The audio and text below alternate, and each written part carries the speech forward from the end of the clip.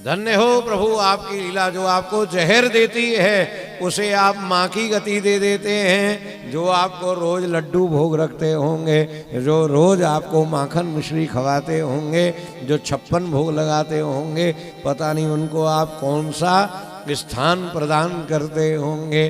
बोलो कृष्ण कन्हैया लाल की जय।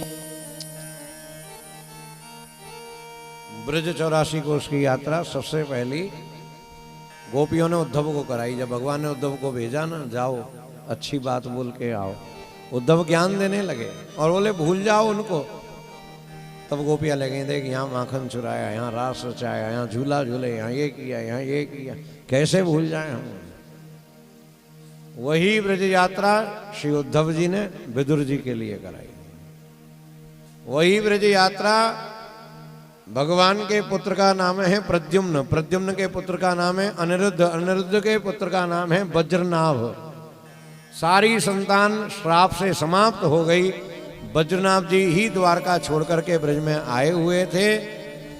फिर उद्धव जी ने उनको ब्रज की यात्रा कराई, ब्रज के लीला स्थल दिखाए, और श्री वज्रनाभ जी ने ही उन स्थानों का जीर्णोद्धार कराया, उन स्थानों को स्थापित किया। जब भी हम परिक्रमा करें तो कुंडों में आचमन छीटा करना चाहिए, बैठकों में, मंदिरों में, सब जगह जाना चाहिए। इतने तीर्थ हैं, हर तीर्थ का एक अलग महात्म्य है। हमारे लिए ही तो ठाकुर जी ने लीला की है, और हम ही उन तीर्थों का दर्शन नहीं करेंगे तो फिर बेकार है हमारा आना जाना। विदुर जी ने कहा हमें सृष्टि का क्रम बतलाइए। उद्धव जी ने कहा आप मैत्रेय ऋषि के यहाँ जाइए। श्री विदुर जी मैत्रेय ऋषि के यहाँ गए, स्वागत किया और प्रश्न जब किया कि सृष्टि का क्रम बतलाएं, तब श्री मैत्रेय ऋषि कथा कहने लगे। आदि पुरुष भगवान नारायण, नारायण की नाभि से कमल, कमल से ब्रह्मा की उत्पत्ति हुई। तब भगवान ने दर्शन दिया। भगवान के चरणों की नूपुर की झनकार को सुनकर के ब्रह्मा जी चारों तरफ खोजने लगे, भगवान कहाँ से आ रहे हैं। भगवान ने ब्रह्मा के 4 मुंह बना दिए, बोले गर्दन घुमाने की जरूरत नहीं है, चारों तरफ तुम्हें मेरा ही दर्शन होगा।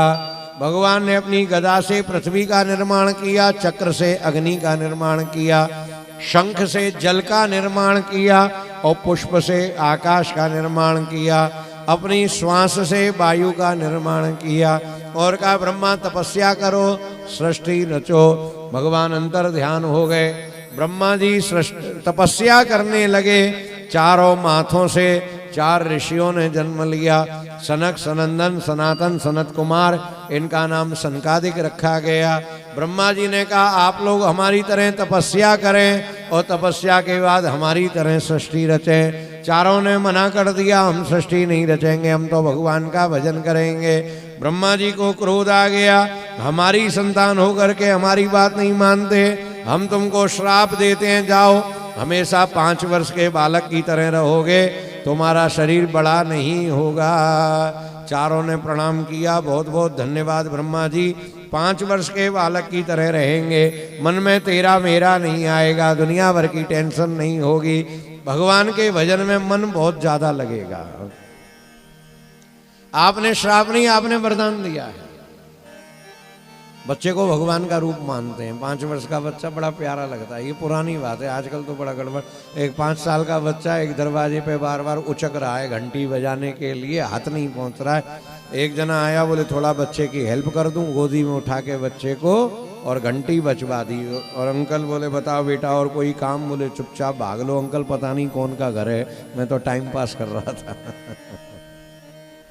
पहले बच्चों में आज के बच्चों में अंतर है। अब तो 2.5-3 साल के बच्चे मोबाइल पे गेम खेलने लगे जाते हैं। 5 वर्ष के बालक की तरह रहते हैं सनकादिक। पहला अवतार सनकादिक अवतार, तपस्या करने लगे। क्रोध आ रहा था ब्रह्मा जी को, क्रोध में ही सृष्टि रची तो रुद्र, रुद्राणी और भगवान भोलेनाथ प्रकट हो गए। बोलो शंकर भगवान की जय। शंख माने कल्याण, कर माने करने वाला, जो सबका कल्याण करने वाला है वो शंकर है।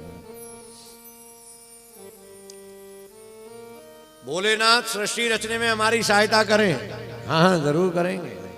शिवलोक का निर्माण किया, जो सृष्टि रचने लगे। ब्रह्मा जी ने सोचा चल के देखें क्या रचने, जो ब्रह्मा जी पहुंचे तो वहां तो भूत प्रेत चुड़ैल ऐसी सृष्टि रची। ब्रह्मा जी जो शिवलोक में घुसे, एक चुड़ैल आई हू करती हुई। ब्रह्मा जी बोले भोलेनाथ अलम पर्याप्तम, जितना रच दिया उतना बहुत है, आगे मत रचना। शंकर जी बोले तू रूठी और मैं छूटी, अब आराम से भजन करेंगे। बढ़िया काम करते तो ब्रह्मा जी बार बार काम बताते रहते कि भोलेनाथ जरा थोड़े घोड़े बना दीजिए, थोड़े हाथी बना दीजिए, थोड़ा ये बना दीजिए। What is the price of good work, अंग्रेजी में कहावत है, बोले मोर वर्क। जो बढ़िया काम करे लोग उसी को काम ज्यादा बताते हैं। शंकर जी बोले लोग काम बताएंगे भजन नहीं होगा, इसलिए गड़बड़ करके रखे। श्री ब्रह्मा जी ने अपने 10 अंगों से 10 पुत्रों को रचा। मरीचि, अंगिरा, अत्रि, पुलस्त, पुलह, क्रतु, भृगु, वशिष्ठ, दक्ष और नारद। इन 10 से कहा तुम लोग सृष्टि रचो। 9 ने मान लिया और नारद जी ने मना कर दिया कि नहीं, हम नहीं मानते। भगवान ने प्रकट होकर के वीणा प्रदान करी। देव दत्ताम इमाम वीणाम सर्वब्रह्म विभूषिताम। नारद जी हमेशा उसमें नारायण नारायण गाते रहते। ब्रह्मा जी ने दाहिने अंग से एक पुरुष प्रकट किया, उनका नाम स्वयंभू मनु रखा गया। बाएं अंग से एक स्त्री प्रकट करी, उनका नाम शत्रुपा रखा गया। दोनों का विवाह कराया गया। कोई पूछे पहला विवाह किसका हुआ, तो स्वयंभू मनु शत्रुपा जी का हुआ। यहाँ से जो सृष्टि रची गई वो मानवी सृष्टि, मैथुन सृष्टि कहलाई। इनके 2 पुत्र थे, उत्तानपाद और प्रियव्रत। 3 कन्याएं थीं, आकुति, देवहूति और प्रसूति। अंग्रेजी में ऊपर कोमा लगा के एस लगा दें तो संबंध कारक हो जाता है। राम सीता एस लग गया, अपॉस्ट्रोफी एस। ऐसे ही संस्कृत में आधा सा और पूरा या लगा दें स्य तो संबंध बन जाता है। कस्य माने किसका, तस्य माने उसका, अस्य माने इसका, यस्य माने जिसका। स्वयंभू मनु की हम लोग संतान हैं, इसलिए हमको मनुष्य कहते हैं। मनुष्य माने मनु के वंशज। पाश्चात्य वैज्ञानिक कहते हैं कि हमारा पूर्वज बंदर था तो उनका होगा, हमारा नहीं है। हम तो शुरू से ही सुधरे हुए हैं और सुधरे रहेंगे। बंदर बने का कोई काम यहाँ पे नहीं है। ब्रह्मा जी तपस्या कर रहे थे, ब्रह्मचर्य का तेज पसीने में भी आ गया। पसीना पहुंचा, छींटा मारा, छाया पे पड़ा। छाया देवी ने उसको धारण कर लिया और उस धारण करने से गर्भवती हुई और गर्भ से बालक ने जन्म लिया। उनका नाम करदम रखा गया। करदम नाम के ऋषि ने घनघोर तपस्या करी। तपस्या करी तो भगवान प्रकट हो गए। भगवान ने कहा वरदान मांगो। इन्होंने वरदान मांगा कि आप हमारे बेटा बन करके आए, हमारे पुत्र बने, वरदान दीजिए। भगवान ने कहा बिल्कुल बनेंगे। तुम्हारा विवाह स्वयंभू मनु की द्वितीय कन्या देवहूति के साथ में होगा। 9 कन्याएं तुम्हारे यहाँ जन्म लेंगी और उन 9 कन्याओं के बाद 10वां मैं तुम्हारे यहाँ आऊंगा। ऐसा ऑफर भगवान आज दें कि पहले 9 कन्या आएंगी और फिर हम आएंगे, तो हम रिजेक्ट कर देंगे। तो महाराज इतना झटका नहीं झेलेगा।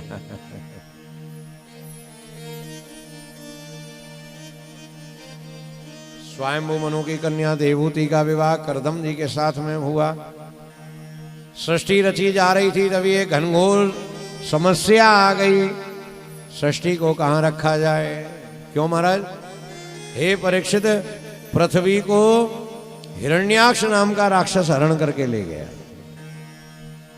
परीक्षित ने पूछा महाराज ये हिरण्याक्ष कौन था? कथा सुनाने लगे। एक बार कश्यप जी की पत्नी दिति कामातुर हो रही थी और उन्होंने अपने पति को विवश करके गर्भ धारण कर लिया। गर्भवती होने पर पूछा मेरे गर्भ से कौन जन्म लेगा? कश्यप जी ने श्राप दे डाला, 2 घोर राक्षस जन्म लेंगे। पत्नी ने पूछा आपकी ही संतान और आप ही श्राप दे रहे हैं, किस लिए? कहा बोले शाम के समय मैथुन नहीं करना चाहिए, सबके गण विचरण करते हैं, उनका प्रभाव संतान में आता है। तुमने हमारी बात नहीं मानी इसलिए श्राप दिया। हिरण्याक्ष हिरण्यकश्यपु ने जन्म ले लिया। हिरण्याक्ष ने तप किया। ब्रह्मा जी ने कहा वरदान मांगो। बोले मुझे बलवान बना दो। इतना बल प्राप्त कर लिया कि शेष के माथे से पृथ्वी को ही हरण करके चल पड़े। देवताओं ने प्रार्थना करी। ब्रह्मा जी तपस्या करने बैठे। पुष्कर नाम का तीर्थ है अजमेर के पास, वहां ब्रह्मा जी ने तपस्या करी और छींक आई अब लोग कहेंगे जब पुष्कर पृथ्वी पे है और पृथ्वी को ही वो ले गया, फिर कहाँ तपस्या करी। पुष्कर माने फूल, कमल का फूल, पुष्प पे बैठ करके तपस्या करी, इसलिए उस स्थान का नाम पुष्कर पड़ा। जो छींक आई नाक से, एक बुदबुदा निकला, वो 12 भगवान प्रकट हो गए उसमें से। बोलो 12 भगवान की जय। गदा लेकर के युद्ध करने गए, मारा हिरण्याक्ष को, पृथ्वी को अपने सूंड पर धारण करके लेकर के आए। पृथ्वी का नाम है धरती, हर चीज को धरती है अपने ऊपर धारण करती है, इसके लिए उसका नाम धरती है। और भगवान ने धरती को भी धारण कर लिया तो ठाकुर जी का नाम धरणीधर पड़ गया। टेलीविजन में एक संत कथा कह रहे थे, बोले किसी का जमीनी विवाद चल रहा हो तो 12 भगवान का ध्यान करके कोर्ट कचहरी में जाओ, 12 भगवान का स्मरण करके जाओ तो निश्चय ही भूमि के विवाद में सफलता मिलती है, क्योंकि भूमि के रक्षक 12 भगवान हैं। और 12 पुराण में जितने वृक्ष 84 को उसकी महत्ता भगवान ने पृथ्वी के लिए बताई है। बड़ा पावन प्रसंग है। ब्रज के एक एक कण को 100 तीर्थों के बराबर कहा गया है। बोलो 12 भगवान की जय। श्री करदम जी का विवाह देवहूति जी के साथ हो गया है। प्रतिवर्ष एक कन्या जन्म ले रही है।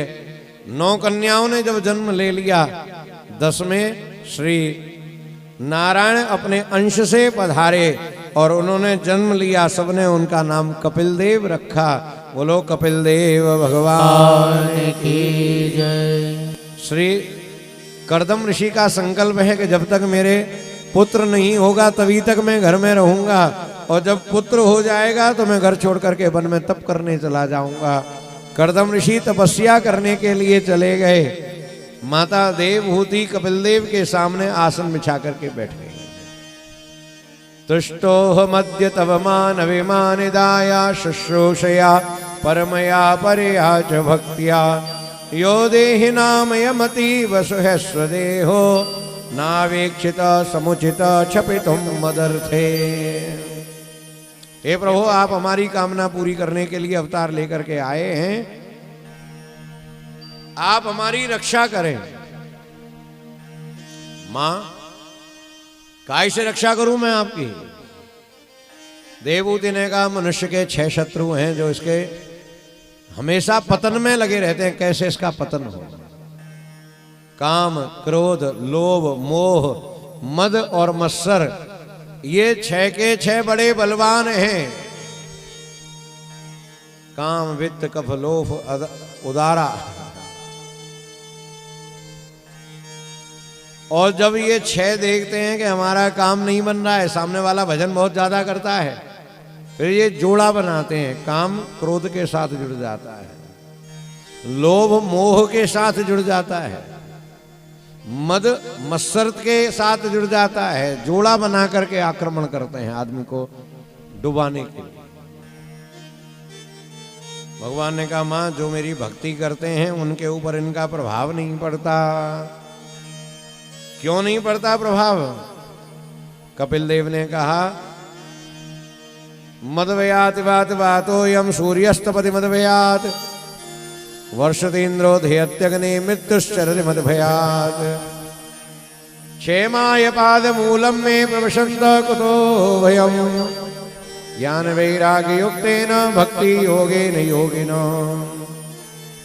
मां, सूर्य जो तप रहा है वो मेरे कारण, चंद्रमा में जो शीतलता है वो मेरी दी हुई है, इंद्र जो वर्षा कहता है वो मेरी आज्ञा से ही करता है।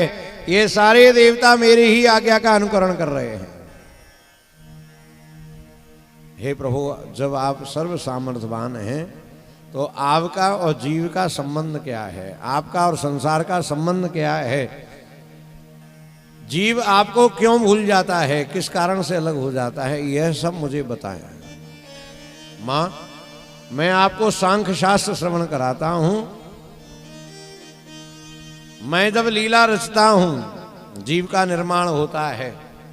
माता पिता के संग से, सहवास से, पिता के वीर्य और माँ के रज से, माँ के गर्भ में जीव का निर्माण होता है। पहली रात्रि को पानी की बहुत छोटी बूंद के बराबर यह होता है। 7 दिन का होने पर आम्लवत मैं इसको वृद्धि प्रदान करता हूं, आंवले के बराबर का हो जाता है। 1 महीने का होने पर नारियल में से निकलने वाला गोला गट के बराबर इसकी आकृति हो जाती है। माँ जब ये गर्भ में 3 महीने का हो जाता है तब 5 ज्ञानेंद्रियां, 5 कर्मेंद्रियां, 5 महाभूत, 5 तन्मात्रा, मन, बुद्धि, चित्त और अहंकार, ये 24 के 24 में इसमें डाल देता हूं। सारे देवताओं से कहता हूं जाओ एक एक इंद्रिय की जिम्मेदारी एक एक ले लो। नोद तिष्ठत तदा विराट, सभी देवताओं के शरीर में आ जाने के बाद भी इसमें चेतनता नहीं आती। मां मैं 25वां परमात्मा आत्मा के रूप में इसमें प्रवेश करता हूं, तभी ये गतिमान हो जाता है, गर्भ में हिलने डुलने लगता है। माता बड़ी प्रसन्न होती है, मेरे गर्भ का बालक हिल रहा है। लेकिन ये भूख के मारे परेशान, मैं माँ के आहार नाल से इसके नाभि में एक नाल जोड़ देता हूं, गर्भ में इसका पोषण माँ के भोज्य पदार्थ से होने लगता है। ये धन्यवाद देता है, हे कृपालु आपकी बड़ी कृपा है जो आप गर्भ में मेरा पोषण कर रहे हैं। एक बार मुझे इस नरक में से बाहर निकाल दीजिए, बड़ा कष्ट पा रहा है, उल्टा लटका है, माँ के मल और मूत्र के भंडार इसके नाक के पास में ही हैं। हे प्रभु एक बार बाहर निकालो, दोबारा कोई गलती नहीं करूंगा जो इस नरक में आना पड़े। 9 महीने होने पर प्रसूत वायु के द्वारा मैं इसे गर्भ से बाहर कर देता हूं। ये रोने लगता है, कुआं कुआं कहाँ है, मुझे खोजता है, लेकिन संसार के अपवित्र पदार्थों को छू जाने के कारण मुझे भूल जाता है। माँ बचपन में मैं इसे जाके एकांत में दर्शन देता हूँ, लेकिन ये मुस्कुराता है मुझे देख के, और लोग कह देते हैं बड़े बूढ़े घर के, बोले भय माता हंसा रही है, ऐसा भय भर देते हैं कि फिर ये मुझे भूलने लगता है। जैसे जैसे आयु बढ़ती है उतना उछल कूद चालू हो जाती है, बचपन खेल में कूद में भाग दौड़। युवावस्था आने पर अपना और अपने परिवार का पेट भरने में लग जाता है, उधर भरने की चिंता में ये मुझे भूल जाता है। बुढ़ापे में जाकर के लगता है कि हाँ चलो भगवान का भजन भी कर लें। माला लेके बैठता है लेकिन बांटे आ रहे हैं, आंखों से दिखाई नहीं दे रहा, कान से सुनाई नहीं दे रहा, पैर से चला नहीं जा रहा है, बड़ी स्थिति खराब है। अब भजन करना भी चाहते हैं तो शरीर साथ नहीं दे रहा। नदी का बहाव बहुत तेज है, नदी किनारे लिखा है सांकर पकड़ करके नहाना नहीं तो बह जाओगे। जो सांकर पकड़ के नहाते हैं वो नहीं बहते हैं माँ, जो सांकर को छोड़ देते हैं वो बह जाते हैं। संसार का प्रभाव बहुत तेज है, जो मुझे पकड़े रहेंगे कथा के माध्यम से, सेवा के माध्यम से, कीर्तन के माध्यम से, दर्शन के माध्यम से, जो मुझे पकड़े रहेंगे वो उस प्रवाह में नहीं डूबेंगे, नहीं बहेंगे, और जो मुझे छोड़ देंगे वही बह जाएंगे। जीवन में सारे कर्तव्य करने चाहिए, लेकिन मेरा ध्यान रखते हुए करना चाहिए। कथा में बैठ करके बातें नहीं करें, 12 बजे बाद खूब सारी बातें करना है, बहुत लंबा समय मिलेगा। जब हमारी तरफ है, भगवान का कहना है कि जब मेरी तरफ है तो मेरी तरफ ही ध्यान देना चाहिए।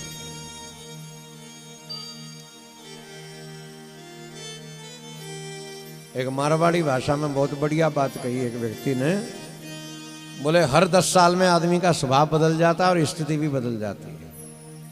एक है बिंदी 10 और फड़कन ला की नस पैदा होता है, 10 साल तक नस फड़कती है, चैन से नहीं बैठ सकते। कहते हमारा बच्चा बड़ा शैतान है। अरे यही शैतान है, आप लोग नहीं कर सकते शैतानी, बच्चे ही कर सकते हैं, करने दो। एक है बिंदी 10 और फड़कन ला की नस, और 2 के बिंदी 20 और रावण ला की रीस। 20 साल का होता है तो गुस्सा बहुत आती है, बात बात पे मेरा काम पहले करो, मेरी सुनो, एज का फर्क होता है। और 3 के बिंदी 30, ऊपर ने उठ गया 30 साल का होता है, जॉब लग जाती है, काम करने लगता है। अब कहता है मैं सेल्फ डिपेंड हूँ, मेरी किसी ने हेल्प नहीं करी, जो किया वो मैंने किया, अभिमान आ जाता है। 30 साल का होता है। 4 की बिंदी 40 और गले में पड़ गई घंटाली, 40 साल का हुआ, चिंता फिकर शुरू, लड़की को लड़का देखना है, बेटे को काम कराना है, नई दुकान खरीदनी है, ये करना है, घर बनाना है। 40 साल का होती चिंता फिकर। 5 की बिंदी 50 और घर के छोड़े आस, 50 साल का होते ही सेकेंड हैंड हो जाते हैं। पापा हम पिक्चर देखने जा रहे हैं, आपके बाल खोल देना, हम रिंग करेंगे, आप घर में ही रहो। अब हम जाएंगे, अब आगे की लाइन में हम बैठेंगे, आप पीछे वाली लाइन में बैठो। 6 की बिंदी 60 बुद्धि हो गई काठ। 60 साल का होता ही बुद्धि खराब, गवर्नमेंट भी रिटायर कर देती है, बार बार भूलने लगते हैं, खोपड़ी ठोकने लगते हैं। 7 की बिंदी 70 और पलट गया नक्षत्र। दौड़ लगाते थे, 70 साल का होते ही लाठी पकड़नी पड़ती है। पहले उड़ती चिड़िया पहचान लेते, अब बगल में बैठी नहीं पहचानी जाए। पहले जाने कहाँ की सुन लेते, अब तो चीख के बोलो तो सुनो। सारा सिस्टम बदल जाता है, सब कुछ घिस जाता है। 8 की बिंदी 80 और घर के सोचे कद मरसी, उनकी दादी मर गई, उनकी बाबा मर गए, हमारे कब मरेंगे, कब घर में इंटीरियर काम कराएं, कब ये छोड़ के जाएं। हर व्यक्ति की वही निगाह। और 9 की बिंदी 90 और बोले कब्बे कब्बे। 90 साल का होता है, कंठे घुरघुराए थे, आवाज साफ नहीं निकलती है, समझ में नहीं आता क्या कह रहे हैं दादाजी। 1 है बिंदी 2 और मूड पकड़ के रो, मर जाए तो रो और नहीं मरे तो रो। बोलो कृष्ण कन्हैया लाल की जय। कपिल देव भगवान ने कहा, माँ स्वर्ग और नरक कहीं अलग नहीं है, सब इस पृथ्वी पे ही है। अत्रैव नरक स्वर्ग इति माता प्रचक्षते। भले काम करके गए, पैसे वाले के घर में जन्म ले लिया, गाड़ियों में घूम रहे हैं, चांदी के बर्तन में भोजन कर रहे हैं, आराम हो रहा है, ये क्या, यही स्वर्ग है। और गलत काम करके गए, भीख मांग रहे हैं, कोड़ चुचा रहा है, पट्टियां बंधी हैं, झूठन खाने को मिल रहा है, यही नरक है। सब यही है, सारे भोग यही भोगने हैं। हर स्थिति में ध्यान श्री ठाकुर जी से लगा होना चाहिए। सदगति सदमति भगवान से जुड़ने पर ही प्राप्त होती है। कपिल देव भगवान ने ज्ञान दिया, सबने प्रणाम किया। तम त्वामहं ब्रह्म परम पुमांसम प्रत्योगतस्यात्मने संविभाव्यम स्वतेजसा ध्वस्त गुण प्रवाहम वंदे विष्णुं कपिलं वेद गर्वम। माँ को ज्ञानमयी गंगा में स्नान करके, जहाँ गंगा सागर में गिरती हैं, वहाँ कपिल देव भगवान जाकर के गंगा सागर में जाकर के कपिल देव तपस्या करने लगे। तीसरा स्कंद विराम, और कथा को भी यहीं विराम कर रहे हैं। 3 जयकारा लगाएंगे, फिर कीर्तन करते करते अपने गंतव्य को जाएंगे। बोलो भागवत भगवान की जय। श्री बाल कृष्ण लाल की जय। श्री गिरिराज धरण की जय। जय जय श्री राधे। कीर्तन करो, बोलो। महारानी को प्रणाम। राधे बिन मोहन नहीं मिलते, राधे बिन मोहन नहीं मिलते, और पाठो सत्संग में सत्संग मिले प्रेम लगन से, कोई जाने ना हो भक्तों ज्ञान मिले गुरु के दर से। गुरु मिले सत्संग में, सत्संग मिले प्रेम लगन से, कोई जाने ना हो भक्तों ज्ञान मिले गुरु के दर से।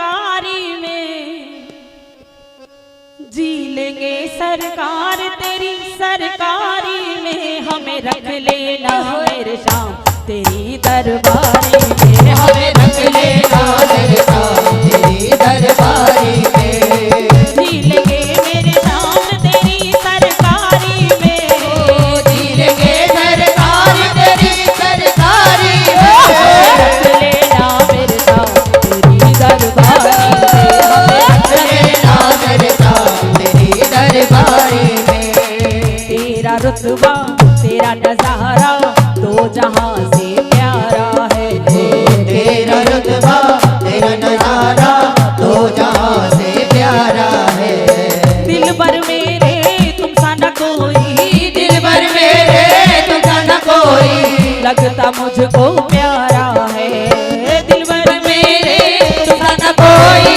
लगता मुझको प्यारा है, आ गया मुझको मजा तेरी यारी में, आ गया मुझको मजा तेरी यारी में, ले हमें तेरी दरबारी में, ओ सरकार तेरी सरकारी में, तेरी सरकारी में, जी लेंगे सरकार तेरी सरकारी में, ओ हमें रख लेना मेरे शाम दरबारी में, हमें रख लेना मेरे शाम तेरी सरकारी में, हुक्म जो भी कर दिखाना काम वैसा ही करूं, हुक्म जो भी कर दिखाना काम वैसा ही करो, तेरे लिए घर मरना पड़े तो, तेरे लिए घर मरना पड़े तो, तेरे दर पे ही मरूं, तेरे लिए घर मरना पड़े तो, तेरे घर पे ही मरो, क्या रखा है ऐसी रिश्तेदारी में, क्या रखा है ऐसी रिश्तेदारी में, वो हमें रख लेना मेरे शाम दरबारी में, हमें रख लेना मेरे शाम तेरी सरकारी में, ओ जी लेंगे सरकार तेरी सरकारी में, जी लेंगे सरकार तेरी सरकारी में, वो हमें रख लेना मेरे शाम दरबारी में, हमें रख लेना सरकार तेरी सरकारी में, तेरी लीला तेरे भजनों को सदा गाती रहूं, तेरी लीला तेरे भजनों को सदा गाती रहूं, ऐसी कृपा कर दे मोहन, ओ ऐसी कृपा कर दे मोहन, घर तेरे आती रहूं, ओ ऐसी कृपा कर दे मोहन, दर तेरे आती रहूं, क्या करूं बन जाऊं तेरी प्यारी में, क्या करूं बन जाऊं तेरी प्यारी में, वो हमें रख लेना मेरे शाम दरबारी में, हमें रख लेना मेरे शाम तेरी दरबारी में, ओ जी लेंगे सरकार तेरी सरकारी में, जी लेंगे सरकार तेरी सरकारी में, वो हमें रख लेना मेरे शाम दरबारी में, हमें रख लेना मेरे शाम तेरी दरबारी में, वो हमें रख लेना मेरे शाम तेरी दरबारी में, हमें रख लेना सरकार तेरी दरबारी में, हमें रख लेना सरकार तेरी दरबारी में। बोल श्री वृंदावन बिहारी लाल की है मेरे सावरे, हो तूने इतना दिया है मेरे सावरे, अब होता है गुजारा बड़े आराम से, अब होता है गुजारा बड़े आराम से, तूने इतना दिया है मेरे सावरे, ओ तूने इतना दिया है मेरे सामने, अब होता है गुजारा बड़े आराम से, अब होता है गुजारा बड़े आराम से, इतनी जल्दी बदलने लगे दिन मेरे, मुझको मालूम है काम सब है तेरे, इतनी जल्दी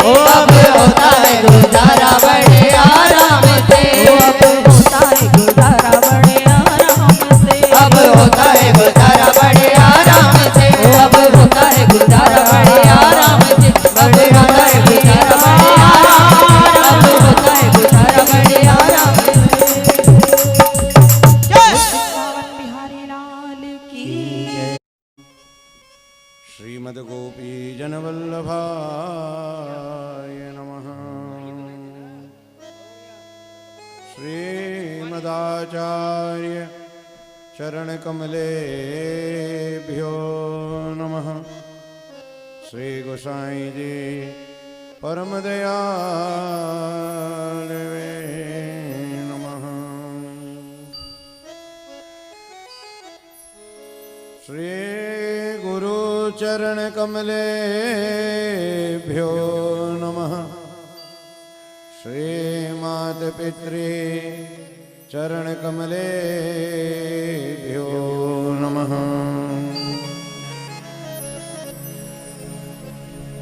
श्री पुरुषोत्तम समारंभा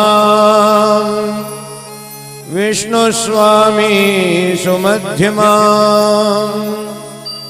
अस्मदाचार्य पर्यन्तां वन्दे गुरु परम्पराम्। अखण्डमण्डलाकारं व्याप्तं येन चराचरं तत्पदं दर्शितं येन तस्मै श्री गुरुवे नमः। यं प्रव्रजन्तमनुपेतमपेतकृत्यं द्वैपायनो विरह का करयाजुहाव पुत्रेति तन्मयतया सर्वो विनेदुस् तं सर्वभूतहृदयं मुनिमानितोऽस्मि। नारायणं नमस्कृत्य नरं चैव नरोत्तमं देवीं सरस्वतीं व्यासं ततो जय मुदीरये। श्री गोवर्धननाथ पादयुगलं हैयंगवीना प्रियं नित्यं श्रीमथुराधिपं सुखकरं श्रीविठ्ठलेशं मुदा। श्रीमद्वारवतीश गोकुलपति श्रीगोकुलेन्दुं विभो श्रीमन्मन्मथमोहनं नटवरं श्रीबालकृष्णं भजे। देवता बालकृष्णस्य चतुर्वर्गप्रदायक शिरो मे बालकृष्णस्य पातु नित्यं मम श्रुतिः। बोलिए श्री बालकृष्ण लाल की जय, श्री गिरिराज धरण की जय, श्याम सुंदर श्री यमुने महारानी की जय, जगत गुरु श्री वल्लभाधीश की जय, पूज्य सद्गुरुदेव श्री श्रीजी बाबा महाराज की जय। जय जय श्री राधे। उपस्थित प्रभुपद प्रेमानुरागी जन, परम आराध्य लाडले लाल भगवान श्री बालकृष्ण प्रभु की सहज प्राप्त अनुकंपा से श्रीमद् भागवत भगवान की कथा श्री गिरिराज जी की पावन सन्निधि में हम लोग श्रवण कर रहे हैं। ज्ञान यज्ञ का आज द्वितीय दिवस है। द्वितीय दिवस के प्रातःकालीन सत्र में हम लोगों ने श्री शुकदेव महाप्रभु के द्वारा राजा परीक्षित के लिए भवसागर से पार जाने के 3 साधन बतलाए गए। कथा, कीर्तन, स्मरण। मन और बुद्धि को लगाने के लिए आसन, श्वास, संग और इंद्रियों को जीतने के लिए कहा गया। विराट भगवान का दर्शन कराया। 5 प्रकार की सेवा बतलाई। 33 करोड़ देवताओं का वर्णन किया। ब्रह्मा नारद संवाद श्रवण कराया। भागवत के 10 लक्षण बतलाए। श्री कृष्ण कन्हैया कौरवों की सभा में पधारे। विदुरानी के केला के छिलका रोगे विदुर जी के द्वारा गृह त्याग। विदुर उद्धव संवाद, विदुर मैत्रेय संवाद के अंतर्गत सृष्टि का वर्णन, ब्रह्मा की उत्पत्ति, सनकादिक अवतार, वाराह अवतार, नारद अवतार, अंत में श्री कपिलदेव अवतार, कपिलदेव उपाख्यान तक हम लोगों ने कथा प्रसंग को श्रवण किया। अब श्रीमद् भागवत का चतुर्थ स्कंद प्रारंभ हो रहा है और भागवत जी के चौथे स्कंद को श्री वल्लभाचार्य महाप्रभु जी ने नाम दिया है चतुर्विध पुरुषार्थ निरूपण स्कंद। चतुर्विध, चतुर माने चार, विधि माने प्रकार, टाइप। चतुर्विध पुरुषार्थ, मानव जीवन के चार पुरुषार्थ होते हैं, धर्म, अर्थ, काम और मोक्ष। जब बच्चा जन्म लेता है, जैसे जैसे अकल आती है उसको धर्म सिखाया जाता है। बेटा जय करो, ऐसे हाथ जोड़ो, यहाँ प्रणाम करो, ये मत करो, ये करो। सबसे पहले धर्म में लगाया जाता है, धर्म में लगना चाहिए। धर्म के बाद दूसरा पुरुषार्थ है अर्थ। हमें अर्थ कमाना सीखना चाहिए और जब अर्थ कमाने की व्यवस्था बन जाए फिर कामनाओं की पूर्ति करनी चाहिए, धर्म, अर्थ, काम। और जब हमारी कामनाओं की पूर्ति होने लगे फिर हमें मोक्ष का साधन खोजना चाहिए, मोक्ष की ओर आगे बढ़ना चाहिए। पाश्चात्य संस्कृति में केवल दो ही पुरुषार्थ हैं, अर्थ और काम। खाओ पियो और मौज करो, वहां कोई मोक्ष की प्राप्ति के लिए अच्छा बुरा सब जानते हैं कि क्या अच्छा है क्या बुरा है, क्या करने का परिणाम क्या है, ये भी सब जानते हैं। इसलिए पश्चिम देशों के लोग यहाँ आकर के कार्तिक मास में तो इतने विदेशी भक्त आए हुए हैं। गिरिराज जी की परिक्रमा, वृंदावन परिक्रमा में हम दर्शन करें, उनको देख के प्रेरणा और मिलती है कि हमको तो तिलक लगाने में शर्म आती है, लेकिन वो बाहर से आए हुए तिलक लगा रहे हैं, तुलसी की कंठी पहन रहे हैं, माला झोली उनके गले में है, गिरिराज जी की परिक्रमा कीर्तन करते कर रहे हैं, वृंदावन की परिक्रमा कर रहे हैं। भारतीय वाङ्मय से प्रभावित होकर, भारतीय दर्शन से प्रभावित होकर धर्म, अर्थ, काम और मोक्ष चारों को बराबर अपने जीवन में उतारना चाहिए। गीता के पहली अध्याय के पहले श्लोक में धर्म क्षेत्रे कुरुक्षेत्रे समवेतायुयुस्सव, दो शब्द हैं, धर्म क्षेत्रे कुरुक्षेत्र। दोनों ही कुरुक्षेत्र के नाम है। ये पहला नाम है धर्म क्षेत्र और कुरुवंश के राजाओं के राज्य का हिस्सा होने के कारण उसका नाम कुरुक्षेत्र पड़ गया। संत लोग शब्दों के अर्थ निकालते हैं। दोनों ही नामों में एक चीज कॉमन है, वो है क्षेत्रे। धर्म क्षेत्रे कुरुक्षेत्र, दोनों का क्षेत्र निकाल करके आगे लगा दें तो शब्द बन जाएगा क्षेत्रे क्षेत्रे धर्मम कुरु। क्या अर्थ हुआ? बोले हमें हर क्षेत्र में धर्म करना चाहिए, धर्म को कभी भी भूलना नहीं चाहिए। नए नए प्रकार से धर्म करें, नए नए तरीके से ठाकुर जी को लाड़ लड़ाएं, नए नए प्रकार के मनोरथ करें। पहले था योग, विदेश गया लौट के आया तो योगा बन गया। जब तक योग था तब तक कम लोगों ने पसंद किया और जब योगा बना तो बहुत लोग जुड़ने लगे।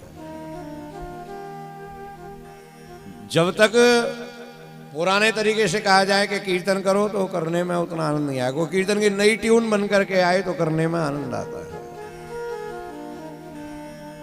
आनौर से आगे परिक्रमा में तीर्थ आता है पूछरी, गांव का नाम पूछरी है। पूछरी का लौठा, हनुमान जी की कथा पहले दिन सुनाई थी कि गिरिराज बाबा हनुमान जी को लेके बैठे हैं कि जब तक ठाकुर जी नहीं आए तब तक आप नहीं जाओगे। तो पूछरी के लौठा वहाँ विराजे हैं। परिक्रमा में कभी भी थकान हो जाए तो पूछरी के लौठा के सामने जाके कहें, हे हनुमान जी महाराज थोड़ा सा बल दे दो, परिक्रमा में थकान नहीं हो। तो हनुमान जी बल देते हैं, परिक्रमा करने में आनंद आता है। एक बहन जी ने कहा कि हमारे इष्ट देव तो हनुमान जी हैं और घर में गोपाल जी की सेवा है, क्या करना चाहिए? मैंने कहा कुछ भी नहीं करना चाहिए, जो करते आ रहे हैं वही करते रहें। सेवा गोपाल जी की है और मन में हनुमान जी के प्रति भाव है तो यही मांगे कि हे हनुमान जी महाराज, जैसे आपको अपने ठाकुर जी की सेवा करने में आलस्य नहीं आता है, वैसे ही हमें भी हमारे ठाकुर जी की सेवा करने में कभी आलस्य प्रमाद नहीं आए। उत्साह के साथ ठाकुर सेवा में लगे रहे। ऊंचरी के लोठा के पास नहीं है नवल कुंड और नवल विहारी मंदिर। नए नए पुष्प लेकर के ठाकुर जी आते और राधा रानी को वहां विराजमान करके नए नए फूलों से श्रृंगार करते थे। जब अपने हाथ से राधा रानी को सजाते तो राधा रानी भी आग्रह करती हैं कि महाराज आप भी हमें नए नए रूपों में दर्शन दो। तो नवल माने नया। नवल कुंड पर राधा रानी भी नए नए श्रृंगार धारण करती और ठाकुर जी भी नए नए रूप धारण करके उन्हें दर्शन देते, अपने भक्तों को, अपनी सखियों को, अपने ग्वाल वालों को दर्शन देते। इसलिए उस स्थान का नाम नवल कुंड पड़ा। पास में है अप्सरा कुंड, बगल में ही है। भगवान जब रूठ गए इंद्र से तो इंद्र भगवान को मनाने के लिए सबसे पहले अप्सरा लेकर के आया, ला के झुंड खड़े कर दिए। भगवान ने देखा ही नहीं। ये क्या है? भगवान को काम के प्रभाव से आसक्त करना, कि भगवान का ध्यान काम में जाए। अप्सराओं को लेकर के आया, भगवान ने नहीं देखा इंद्र की तरफ। फिर ऐरावत हाथी लेकर के आया, देखिए महाराज कितनी बढ़िया गिफ्ट लाया हूं आपके लिए। भगवान ने फिर भी नहीं देखा। क्यों? बोले काम से नहीं हुआ तो इनको लालच दिया जाए, राजसी भाव दिखाया जाए हाथी दिखा करके, शायद हमें क्षमा कर दें, हमसे मन जाए। भगवान ने नहीं देखा इंद्र की तरफ। जब सुरभि गौ लाया और सुरभि गाय ला करके भेंट करी, भगवान का नाम गोपाल है, भगवान को गाय प्यारी लगती हैं, तब जाकर के भगवान ने इंद्र को क्षमा किया, तब गोविंदाभिषेक कराया गया। तो जहाँ अप्सराएं भेंट करी वहाँ अप्सरा कुंड है और बगल में नवल कुंड, नवल बिहारी मंदिर, अप्सरा बिहारी मंदिर, ऊंचरी का लोठा। और एक चीज और है पास में, छीत स्वामी की बैठक है। महाप्रभु श्री वल्लभाचार्य जी के 4 शिष्य और श्री गुसाई जी के 4 शिष्य, 8 मिलकर के अष्ट सखा हैं श्री श्रीनाथ जी के। इनमें सूरदास जी, कुम्मनदास जी, कृष्णदास जी और नंददास जी 4 महाप्रभु श्री वल्लभाचार्य जी के शिष्य हैं। और छीत स्वामी, गोविंद स्वामी, चतुर्भुज दास और परमानंद दास ये श्री गुसाई जी, विठलनाथ जी के शिष्य हैं। और ये जो अष्ट सखाएं हैं सेवा करते थे जतिपुरा में अष्टयाम की, लेकिन मंदिर जब बंद हो जाता उसके बाद जो इनके बैठने की साधना की जगह थी वो अलग अलग है। यहाँ से 2 किलोमीटर इधर की दिशा में चंद्र सरोवर है, वहाँ सूरदास जी ने तपस्या करी। आनौर गांव का पूरा गांव निकल करके संकर्षण कुंड आता है, श्री नंददास जी की बैठक है वहां पर।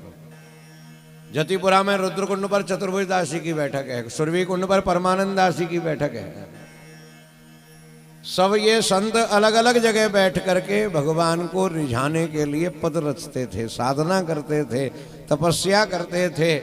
ऐसे संतों की तपस्थली में आकर के हम लोग कथा सुन रहे हैं। थोड़ा सा परिवर्तन होना चाहिए हमारे घर की रहन सहन में और यहाँ आकर के तीर्थ की रहन सहन में। वहाँ यदि हम 1 माला करते हैं तो यहाँ थोड़ा ज़्यादा माला करें। माला हाथ में रखने में शायद शर्म आती है, तो बिना माला के ही मन ही मन में हमें और अपना बैलेंस बढ़ाना चाहिए, भजन करना चाहिए। धर्म भी करें, अर्थ भी जोड़ें, कामनाओं की भी पूर्ति करें।